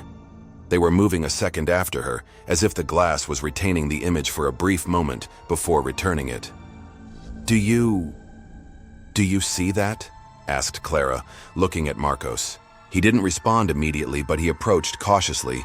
As he got closer, the feeling of discomfort increased. The mirror was reflecting everything with a clarity that seemed unreal, but the way the images within it moved. He watched the reflections of his companions and realized what was wrong. His reflexes were lagging. When he stepped to the side, his reflexes followed, but a second later, "That doesn't make sense," Marcos said finally, his voice low and full of disbelief. "The reflexes are supposed to be synchronized with us, but they are delayed. How is this possible?" Before anyone could respond, something even stranger happened. Clara, already a little nervous, touched the surface of the mirror. As her hand approached the glass, she felt a slight shiver run down her spine. The glass felt cold to the touch, but there was something about it, a sense of distortion. The mirror, which had previously reflected everything with relentless clarity, now seemed to respond in an unexpected way. Clara's hand was touching the surface of the mirror, but her reflection smiled back at her. It wasn't the smile she had made, but a smile that appeared on its own, in an unsettling way, an empty, disconnected smile. Clara quickly backed away, her face pale with shock. "Clara, what happened?" asked Marcos, now completely alarmed. She didn't know what to answer. Her eyes were fixed on the mirror, where the copy of herself was still smiling, standing still with its eyes fixed on her. Clara hadn't smiled. She hadn't done anything, and yet the copy inside the mirror was smiling, for no apparent reason. Clara felt panic take over her body frozen in the face of the impossibility of what she was seeing. The group looked at each other, the air heavy with the tension of the moment. The mirror seemed to be a portal, something that shouldn't be there, and now it seemed to have its own consciousness, watching them, as if it was waiting for something. And so, what started as a harmless curiosity in the forest now turned into something completely impossible to understand. Their reflection in the mirror was no longer just an image. It was something alive, something that watched them, and something that could have more power over them than they ever imagined. The group advanced cautiously, their steps becoming slower as they approached the mirror. The surrounding atmosphere seemed thicker now, the air charged with an indescribable tension. The mirror was there, stuck between the roots of the tree, reflecting the forest around it with surprising clarity. There was no dust on the glass, nor any cracks visible on its surface. It was perfectly preserved, but unlike everything around it, it did not reflect sunlight. The glass seemed to absorb the light, as if it were disconnected from the surrounding reality. As the group got even closer, the reflection of the forest before them looked faithful, undistorted, but there was something about the way it reflected them that didn't feel right. The trees, the cloudy sky, even the shadow of their own bodies seemed to move with a slight difference in time. His reflexes were not instantaneous. Every movement they made seemed to be imitated by the mirror, but with a slight delay of just over a second. They raised their hands, and the image in the mirror responded soon after with a discrepancy that disturbed everyone watching. "That's not possible," said Marcos, the group's leader, shaking his head with a nervous smile. "It's just late. It must be some distortion of the light or something." But the nervous smile didn't last long. The effect was too strange. Something in his stomach began to churn, a feeling of growing discomfort. They continued to move in front of the mirror, raising their hands, crouching, making movements with their legs, and the reflections followed them, but always with that peculiar delay. It was almost as if the mirror was trying to replicate his actions, but something was stopping him from doing it perfectly. I don't like it," said Clara, one of the youngest explorers in the group, her voice shaking. She took a step back, looking closely at her reflections. "Look at the eyes. They're not moving at the same pace. Something's wrong." The others looked at her, and what Clara was pointing out was visible. It wasn't just the delay in movement. The reflections seemed slower, heavier, as if the mirror had difficulty keeping up with them. These were not mere repeated movements of shadows. They were being imitated, but in a disjointed manner, with a hesitation that should not exist in a perfect reflection. The feeling of discomfort increased as the group moved even closer to the mirror. They started to laugh nervously, trying to find a rational explanation for it, but the laughter sounded forced. There was something strange in the air, something they couldn't touch, but it was clearly there. Marcos took a step forward, until he was completely in front of the mirror. He looked directly at his image, observing his movements more closely. "That's just a reflex, right?" Marcos said, more to himself than to others. He raised his hand again, and the copy of himself in the mirror raised it a second later. Then, he moved his arm to the side. The reflection did the same, but again with that disconcerting delay. "Yeah, it's just a trick of the light, something with the angle. No big deal." But the silence that followed was heavy. They were all watching the mirror now, and although nothing had physically changed in the room, the feeling that something was there, watching them, never went away. The mirror, which had previously seemed harmless, now became more of a presence than an ordinary object. The light of the forest did not reflect on him in the same way. It wasn't just a reflection of their reality. Something else seemed to be happening. "Maybe it's time for us to go," Clara suggested, apprehension growing in her voice. She took a step back, trying to move away from the mirror, but her expression was still stuck in it. She looked around at the others, waiting for some sign that they all felt the same. But when no one responded, she turned to look one last time. Clara's reflection in the mirror looked back at her, but the face in the glass looked different. It wasn't exactly what she was seeing in the real world. There was something about his copy's expression that was unnatural.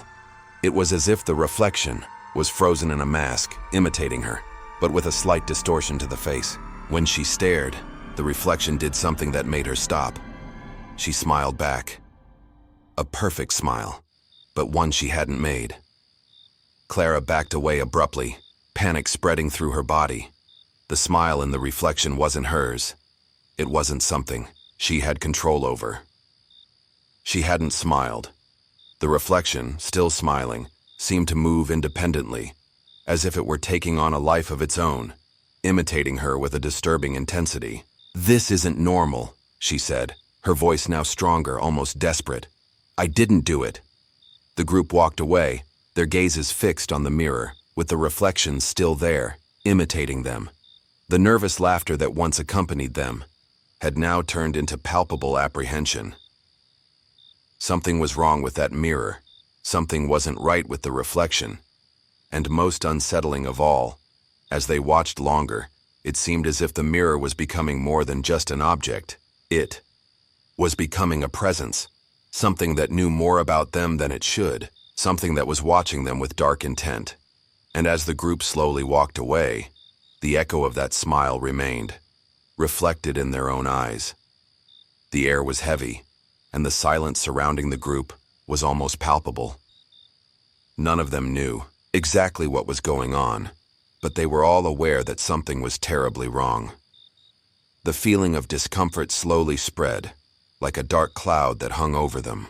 The mirror in front of him, although intact and imposing, seemed to have become something more than just an ordinary object. He seemed to be watching them back, in a subtle but uncomfortable way. The tension increased every second, and the group didn't know how to react. They were faced with something inexplicable, something that shouldn't exist in the middle of the forest. Their reflection, so perfect and vivid, began to look increasingly strange. No one dared to say anything for a moment. Fear had paralyzed them, but it was then that one of the explorers, Alex, with a curious look, reached out his hand to touch the glass. He hesitated for a second, but, driven by the need to understand what was happening, he touched the surface of the mirror with his fingertips. The feeling was strange. The glass, which should have been cold, was warm, as if it had been heated by something invisible, something that shouldn't be there. The surface felt alive, as if it had its own temperature, something Alex couldn't explain. The moment his fingers came into contact with the glass, a shiver ran down his spine. His reflection in the mirror, which had previously been motionless, suddenly did something that froze him in place. Alex's reflection smiled, but it was no ordinary smile. It was a strange smile, something restrained, almost sarcastic, as if it knew more than him. A smile that wasn't his, but was reflected perfectly on his own face. Alex backed away immediately, his body tense, his breathing labored. Fear took over him instantly. He looked around at the others, waiting for someone to say something, for someone to explain what had happened, but no one spoke. They were just as scared as he was, watching their own reflections, now suspicious of what they were seeing. What was happening? How was this possible? How could there be a reflection that was so perfect, yet seemed to have a mind of its own? Alex turned away from the mirror, his mind spinning as he tried to process what had just happened. His reflection had smiled, but he hadn't done it. The smile wasn't his. It was as if the mirror was mocking him, as if it was amused by his reaction. That's not possible, Alex murmured, his voice low, full of disbelief. He looked at the others, who were now also staring at their own reflections with a mixture of amazement and suspicion. Each of them, in silence, touched the mirror, trying to understand what was happening. They watched their own reflections, and for a moment, it seemed as if the mirror was challenging them, watching them back. The smile in Alex's reflection didn't disappear. He was stuck there, as if he had fixated on that face, as if the mirror had captured a distorted version of himself. And the most disturbing thing about it all was that the smile was there, like a subtle threat, that seemed to say something without words, something Alex couldn't understand. "Look!" Clara, one of the explorers, shouted, her voice breaking. All eyes turned to her, and Clara was pointing at the reflection of Marcos, one of the other members of the group. The smile on Marcos's face, like Alex's, was strange, disconnected, as if he were an imperfect copy of himself. Marcos also turned away from the mirror, his expression now mixed with confusion and fear. "That's not right," he said hoarsely. "We're not alone here. The mirror is doing something to us." No one responded immediately, but the truth was obvious. Something was happening here, something that shouldn't be happening. The reflection was no longer just imitating his actions. I was reacting. He was watching them, perhaps even feeding on their fears, on the growing doubt that settled in the hearts of each of them. The feeling of strangeness increased even more. The reflections now seemed more alive, more present. They weren't just mirroring the movements of each of the explorers, they were observing, reacting, as if waiting for something.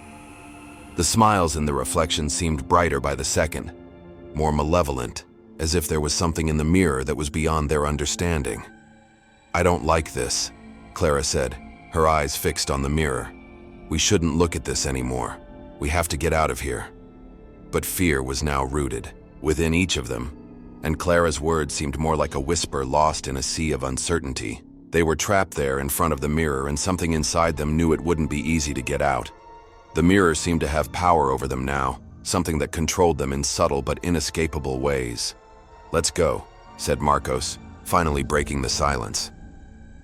But no one moved.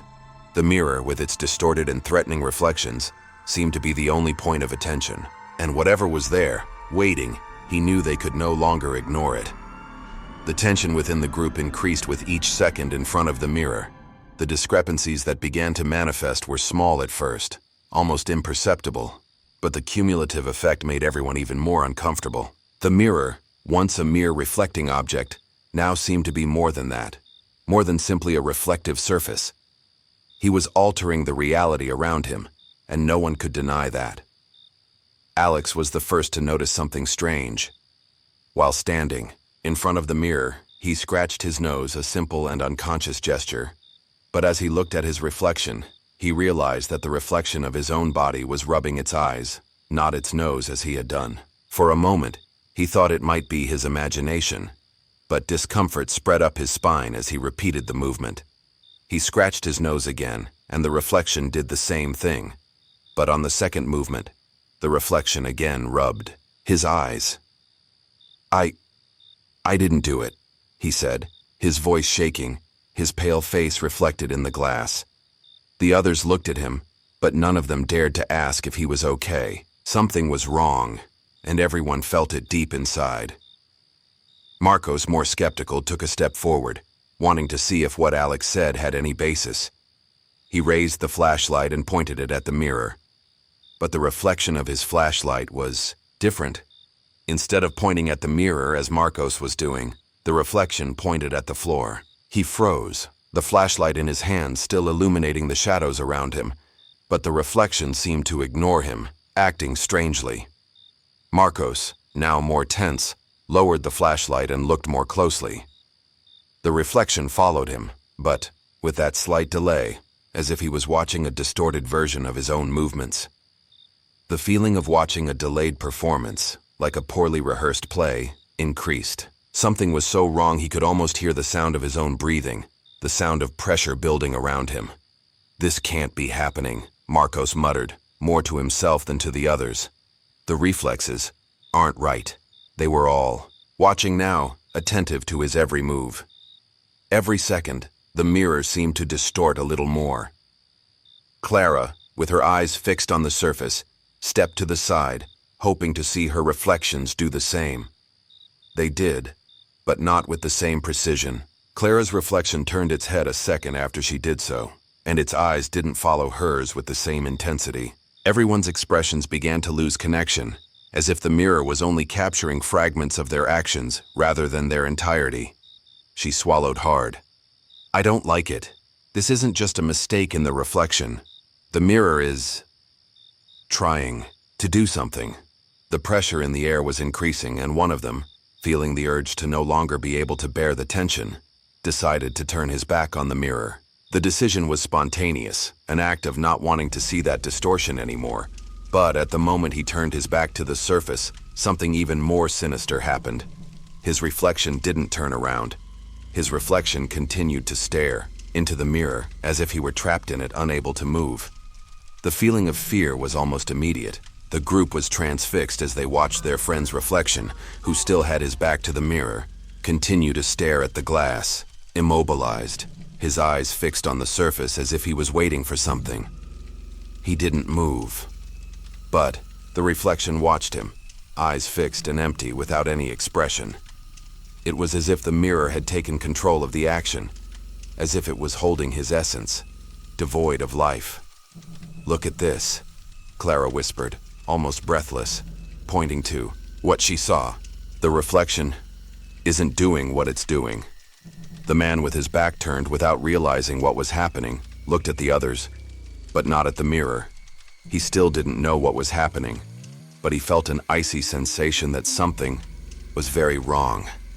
His friends were watching intently, and their expression was one of silent terror.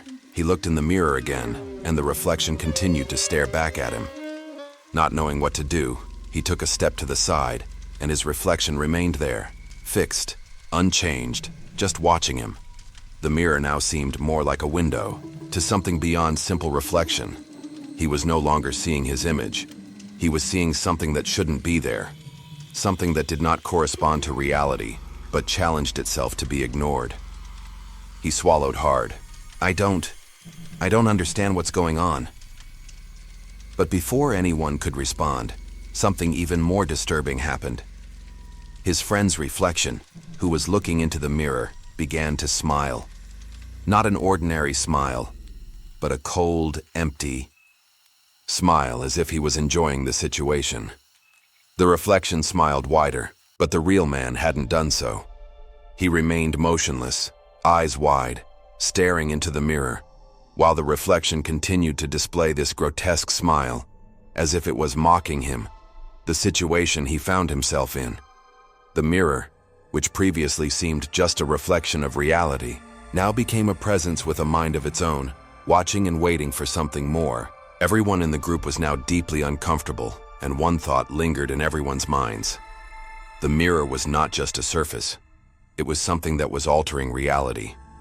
They were being watched, but in a distorted way, as if the mirror had its own plans for them. Whatever it was, they knew they could no longer ignore his presence. The mirror was no longer a mere object. It was something that had become part of the forest, and perhaps part of themselves. The air was heavy, and the discomfort grew with every second the group spent staring at the mirror in the forest. The silence felt thicker, more oppressive, as if nature itself was closing in around them. The mirror, which had previously seemed like a harmless curiosity, now became a disconcerting presence, something that watched them, distorting everything. That had previously seemed normal. Alex was the first to try to record what was happening. He took out his cell phone and pointed the camera at the mirror, hoping that the image on the viewfinder would be the same as what they saw in front of them. The mirror reflecting their figures, but to his surprise, the camera did not capture the mirror. On the display, the screen only showed the surrounding forest, the trees and the ground covered in dry leaves. There was no trace of the mirror, as if it had completely disappeared before the cell phone lens. That doesn't make sense, Alex muttered, looking at the mirror again as if waiting for him to come back into view of the camera. But nothing changed. The mirror was there, but invisible to the camera. He looked at the others, who were now equally confused and uneasy. What's going on with the camera? How is this possible? Marco said, trying to take Alex's cell phone to check for himself. But when he looked at the screen, the situation didn't change. The mirror, which previously reflected everything around it clearly, was no longer present on the display, as if it were an anomaly, a flaw in reality. The mirror doesn't exist on the cell phone, Clara said, the tension in her voice growing. This can't just be a mistake. In an attempt to understand what was happening, Marco suggested that one of the explorers try to go around the mirror, see what would happen if it were viewed from another angle. Maybe, he thought, there was some trick of perspective, something that was fooling them. So one of the group members, David, decided to follow the suggestion. He turned away from the mirror and began to walk around it, his eyes fixed on the surface. His goal was to examine every possible angle, see if there was anything else there, any detail that would explain what was happening. When he turned completely around and returned to the group, something broke the silence. He looked at the others, with a strange expression on his face, surprise mixed with underlying fear. Something's wrong, he said, his voice more strained than usual. I've looked at the mirror from every angle. It has no depth, it has no bottom. It's like it's empty. The group exchanged nervous glances, but what really made them panic was what happened next. David stood next to his friends, but no one could see his reflection. He was physically present. Everyone could see him, but in the mirror, there was nothing to reflect him. Only the other 3 members of the group were there, their reflections visible, but the space where David should have been was empty. "David, you are not reflective," Clara said, her voice barely above a whisper. "Why isn't it in the mirror?" David turned around, looked in the mirror, and looked back at the others. Panic rose within him. He had clearly seen his reflection when he had come close to the mirror, but now, nothing. There were only 3 reflections. The void where their mirror image should have been felt deeper, more oppressive, like a gap in the reality around them. "That doesn't make sense," David shouted, his voice full of despair. "I'm here! I'm right here!" But it didn't matter how much he looked in the mirror, he was no longer there. There was no reflection of him, as if he had been erased from the surface of the glass. The mirror reflected only the other 3 members of the group, and David's absence in the glass seemed more ominous than anything else. He looked back at the others, his face pale, eyes wide. Why is this happening? The group was paralyzed, unable to process what was happening. The mirror, once a curiosity, now seemed to have changed its nature. It was no longer a simple reflective surface. Something else was happening here, something that couldn't be explained. And David's reflection, or lack thereof, made everyone feel a weight in their throats, as if they were being watched by something that was beyond the mirror, beyond the reality they knew. Marcos, the leader of the group, tried to take control of the situation. "We need to get out of here, now." But what should have been a simple decision to flee now seemed impossible. Fear was spreading among them, and each knew something bigger was at stake. The mirror was not just an object. He seemed to be playing with them, testing their limits. And what haunted them most was the feeling that they were being watched by something they couldn't see. Something that was beyond the surface. Something I was waiting for. David continued looking in the mirror, trying to understand what was happening, but his reflection never came back. He was there, but he wasn't. And at that moment, everyone realized that they were no longer just in front of a mirror. They were faced with something more, something that defied logic and reality itself, something that somehow knew more about them than they knew themselves. And the presence that watched them, in the silence of the forest, reminded them that they could not escape. The feeling of unease intensified within the group as the situation on the field became increasingly strange. David, who had previously been a normal, lively presence, now seemed to behave differently. He spoke more quietly, as if he was trying to remember something, but his words came out haltingly. He looked at Marcos and Clara, trying to call them, but their names seemed to escape him. Every time he tried to remember something like the names of the other members of the group, he fell silent for a moment, as if his memory failed him. I don't know, David murmured, his voice shaky. "What's your name again?" The question left everyone perplexed. As if that wasn't strange enough, he began acting even more out of character. He looked at the others, but didn't seem to recognize them in the same way as before. There was no familiarity in his eyes anymore, just a kind of emptiness. The group tried to make sense of what was happening. They had been together for days, they knew each other, but now, the feeling that something was deeply wrong was spreading, like wildfire. And when they looked in the mirror again, things got even more disconcerting. Before, the mirror had reflected the image of each of them with that slight delay. Now, however, things were different. Each person in the mirror had 2 versions. One of them was motionless, fixed, watching the others with a blank stare, while the other version was moving, but with an unsettling delay, as if it was trying to imitate each person's actions with a split-second delay. The discrepancy was so clear that it was impossible to ignore. The static version, still in reflection, was completely inert, while the moving version, reflecting the actual movements, seemed to be stuck in some kind of error in time. But the worst was yet to come. When everyone looked closer, they noticed that the static version of each person was smiling, not in a simple way, but in a sinister way, as if all the copies were sharing the same thought. The smile was identical in each of the still reflections. Everyone smiled in unison, as if an invisible force was manipulating their faces, forcing them to smile together. The smile was unnatural. It wasn't just an expression of pleasure or joy. It was something deeply disconcerting, as if it was carrying a dark intent. "This isn't right," Clara said, her voice muffled by the panic that was beginning to grip her. She stared at the mirror, trying to understand what she was seeing. These versions are no longer reflecting us. They are controlling our images." Marcos was also looking in the mirror, not knowing what to do. Every movement of his reflected self seemed to have an intention of its own, something beyond his control. The static version continued to smile identically, while the moving version tried to imitate his gestures. It was as if they were being watched by something much larger, something beyond the surface of the glass. David looked in the mirror, and then slowly he started to smile too, not like before, but with the same sinister expression as the versions reflected in the mirror. His smile was forced, as if it no longer belonged to him. It was as if his reflection was taking control of his expression, forcing him to smile like the other copies that were standing still. He no longer controlled his expression, and everyone else realized what was happening. "No, it's not me," David whispered, a blank look in his eyes. He slowly backed away from the mirror, but the feeling that something was still watching him persisted. "I'm not in control. I don't..." The mirror now reflected more than just distorted images.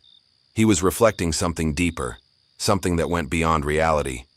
The static copies were smiling in sync, and their faces seemed shared by all of them, as if they were all united by a single thought, by a greater force. And the moving reflections were trying to imitate everyone's actions with that unsettling delay, as if they were rehearsing for a show, without actually being able to achieve perfection. What terrified them most was the feeling that they were no longer just seeing their reflected images. They were seeing something that shouldn't exist, something that was manipulating their bodies and their minds, creating copies of themselves that no longer followed the natural logic of reality. The tension in the air grew, and no one knew what to do anymore. The feeling that the mirror was taking control, that it was slowly feeding on their own uncertainties, took over everyone. The group was being watched by an unknown force, something that was now reflected in the glass, and the smile on the static version's faces only grew, as if the mirror was about to consume everything that was left of their reality. "I can't watch this anymore," Clara said, her voice shaking, trying to pull away. "We have to get out of here, now." But as everyone began to walk away, the smile in the reflections continued to expand, as if it was becoming a presence, an immense force that could no longer be ignored. They knew they could no longer run. The mirror was not just an object. He was a portal, a window into something that watched them. And in that moment, everyone realized that what was reflected wasn't just an image of them. It was something more, something that was consuming them, piece by piece. The panic within the group reached its peak when, after a failed attempt to ward off the strange presence of the mirror, reality began to twist in a more alarming way. Marcos, feeling unable to bear the tension any longer, picked up a thick branch that was lying near a tree and, with an abrupt movement, threw it at the mirror. The hope was that by breaking it, everything would return to normal, but to his surprise, the branch went through the reflection of his own image in the glass, and with a crack, the image of the branch broke, but the mirror remained completely intact. The group remained in absolute silence, observing what seemed to be an impossible failure to explain. The branch that had broken in the reflection did not affect the glass at all, which continued to reflect everything around it perfectly. But there was something even more disturbing. In the mirror, the explorers were standing still, while their real versions, in the physical world, were moving. It was as if reality was inverted. The reflexes, which before only imitated his actions with a delay, now seemed to be completely independent. They were there, frozen in the mirror, watching their own bodies in motion with a blank, distant gaze. But what scared them most was the change in dynamics. The mirror, which had always reflected what was happening in the real world, now seemed to turn against them. The mirror was watching them, not the other way around. It was as if the glass was becoming the true reality, and the physical world was just a copy, a distortion. Marcos took a step back, trying to process what he saw, but there was no rational explanation for what was happening. The reflections were there, watching them, observing them with a macabre calm.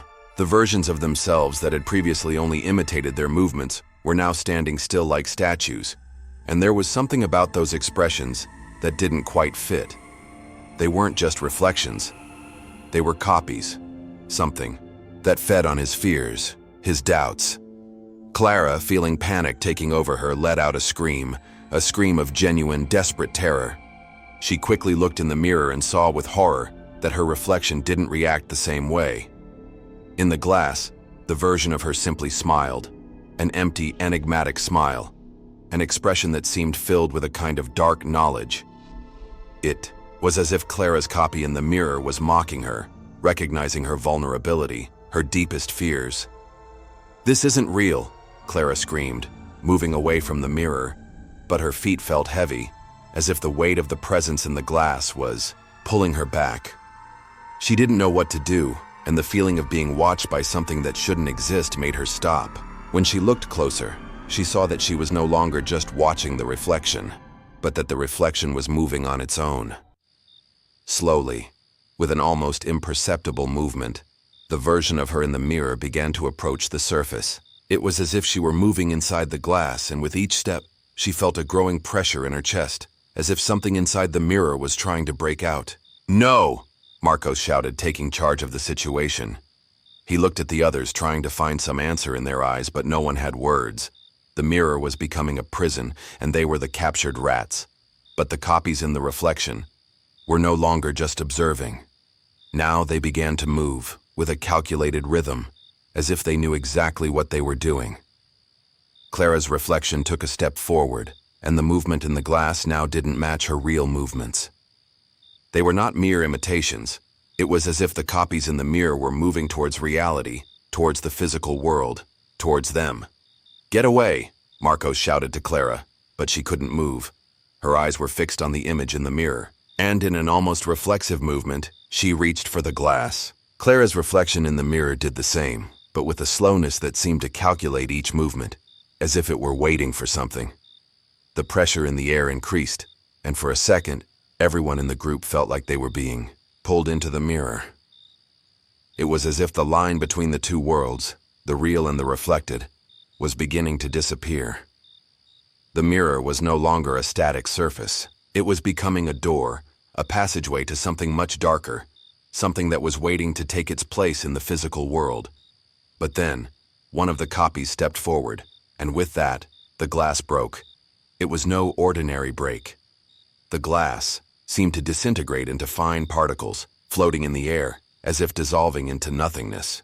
The copy of Clara, who was previously smiling, now stood before her, looking her straight in the eyes. The copy of Marcos, with a smile of pure malice, advanced as well, his empty eyes fixed on his original version. "We're trapped here," Marcos said, his voice low and full of despair. "They want our place. They want to replace us." It was too late to escape. The copies were now completely outside the mirror, standing before them, staring. The boundary between the real and the reflected had been broken. The mirror, which previously reflected his images, now reflected something else, something that no longer had a reflection in the real world. The instant the last copy moved forward, the original versions of the explorers began to disappear, melting away like shadows at dawn as the copies took their place. The reflection had become the true reality, and so the cycle continued, like a story that never stopped being retold. The silence became absolute as the group watched what was happening before their eyes. The mirror, now an immense and disconcerting presence, seemed to have become the center of a distortion that consumed the reality around it. The reflective versions of the group members, who were previously just imitating their actions with that slight delay, were now moving independently, and with a collective gesture, began to take their owners' places. The reflected versions replaced them, occupying the empty positions around the mirror, while the original versions slowly disappeared. Alex was the first to notice what was happening. He looked in the mirror and saw his copy, who had previously been standing still and smiling strangely, now moving like him, but with more precision, more control. He tried to scream, but his voice broke. When he looked at the others, he noticed that their reflective versions were doing the same, as if they were taking their places in the real world. There was no longer any shadow of doubt. The mirror wasn't just reflecting. He was taking their bodies, their identities. Clara was the second to disappear. She tried to run, but her reflection caught her, imitating her movements more and more accurately. When she looked to the side, her legs gave out and she fell, but her eyes were fixed on her reflection, which was now moving in the physical world, as if she were really there. His body, still real, began to disappear little by little, until there was nothing left. And then, Clara's copy stood in place, watching, impassive, with blank eyes, as if waiting for the next part of the game. Marcos and David, already consumed by the distorted reality of the mirror, were next. Marcos, his face full of despair, tried to escape, but it was too late. With every step he took, he saw trees around him reflecting his own face, as if the trees were mirrored surfaces, reflecting his distorted image from all sides. He paused for a moment, looking back, hoping to see something familiar, something that would bring him back to reality.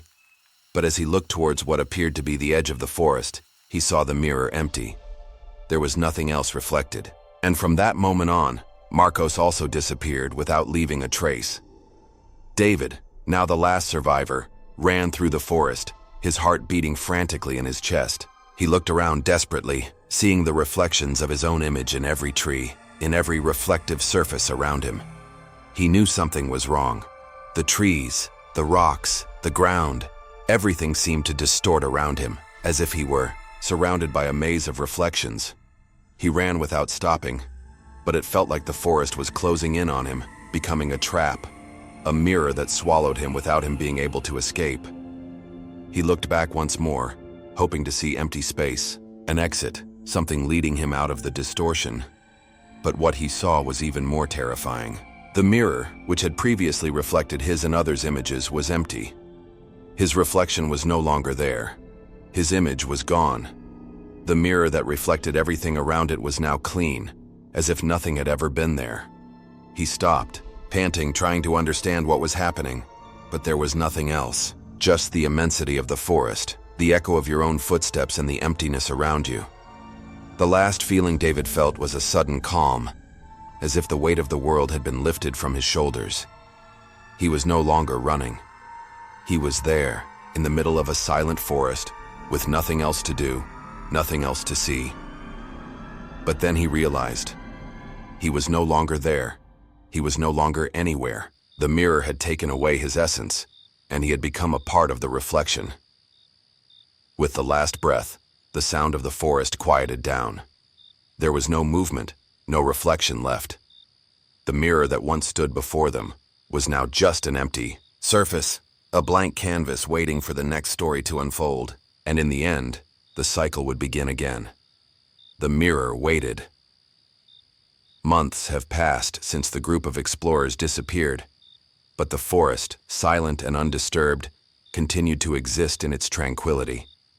The surrounding world seemed not to care about what had happened there.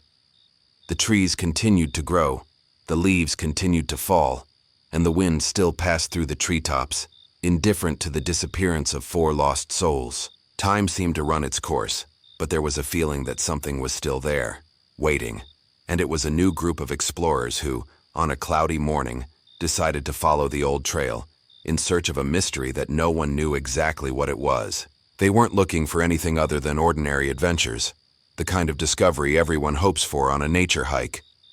But as they followed the path that wound through the forest, something made them hesitate. Something was different, although it was difficult to pinpoint what exactly. The forest seemed to have changed imperceptibly, but the feeling that they were being watched became undeniable. The normally comforting sound of nature now seemed more bassy, as if it were being monitored by some invisible presence. The sky above was covered in heavy clouds, and sunlight could not fully penetrate through the dense treetops, as if everything was covered by a layer of darkness that was not related to the night, but to the eternal stillness of the forest. When they reached an open clearing, the group came across something that should have been impossible. The mirror. The mirror that had once been among the tree roots was now in full view, reflecting not only their surroundings, but also them. The figures of the four explorers were reflected there, but not identically. Something was slightly different. As they got closer, they realized that the figures in the mirror, although recognizable as their reflections, were not perfect. They saw four people who had features and clothes similar to theirs, but their faces were a little altered, almost distorted. The colors of their clothes were slightly duller, the contours of their bodies more blurred. The difference was subtle, but impossible to ignore. "That's impossible," said one of the new group's members, a woman named Sophia. "We can't be the only ones here." She stepped forward, watching her reflections with a growing sense of strangeness. "We don't look exactly the same," she murmured. As she spoke, the other explorers began to realize there was something more. Their reflections seemed to be moving in a strange, almost coordinated way. When they looked directly at the figures, in the mirror the reflections flickered, but not independently. They blinked together, in perfect synchronization, as if they were following a controlled rhythm, as if they were waiting for something. "Look," another member of the group, named Lucas, exclaimed, pointing to the mirror. "They're imitating us." Tension set in. The group began to slowly move away, trying to understand what was happening, but the mirror followed them, like an invisible force that observed and reflected them. They knew this wasn't normal, but somehow they were fascinated and, at the same time, horrified. The mirror seemed to be waiting for them to make their next move. Sophia, with the courage that everyone was losing, moved even closer to the mirror. She reached out her hand, touching the surface of the glass. When he did so, the reflections in the mirror reacted immediately, as if they had been waiting for this gesture. They smiled, but it wasn't an ordinary smile. The smile was empty, a smile that had no emotion behind it, as if it was being forced. But still, it was perfectly synchronized. The other members of the group watched, unsure how to react, but the feeling that something was deeply wrong intensified. The reflection, which previously seemed to be just a replica, now seemed to be more than that. The mirror observed them, not the other way around. The reflected figures were no longer just imitating his movements. They were, in some way, controlling the situation. They were waiting, as if they were there to take something, to absorb something that the explorers could not yet understand. "Get away!" Lucas shouted, his voice full of panic. "That's not right." But before anyone could move, Sophia's reflection did something that made her stop. She had touched the mirror, but now the reflection in the glass was smiling more intensely. Sophia tried to retreat, but she couldn't. She felt a growing pressure in the air, a feeling that she was being pulled into the mirror. The figures in the glass began to approach as if the mirror had become a portal. Fear spread like a virus among the group. Everyone started running, desperately trying to escape the clearing, but something was stopping them. With every step they took, the forest seemed to close in on them. The trees were reflecting their images, and the path was becoming a repetition of the same spaces, a maze with no exit. There was no longer any light penetrating through the dense foliage. The sky above was closed and threatening, and the mirror, with its distorted reflections, watched them, waiting for them to surrender to what was about to happen. The last member of the group, feeling the immense pressure of an invisible force around him, looked back. The mirror, which was previously reflecting the images of all of them, was now empty. There were no more reflections. The image that should have been there, his, was gone. He was alone. The forest watched him, without any expression, without any mercy. The cycle had repeated itself once again. The mirror had taken what it wanted, and the explorers were now just a memory in the glass, waiting for the next group to be consumed.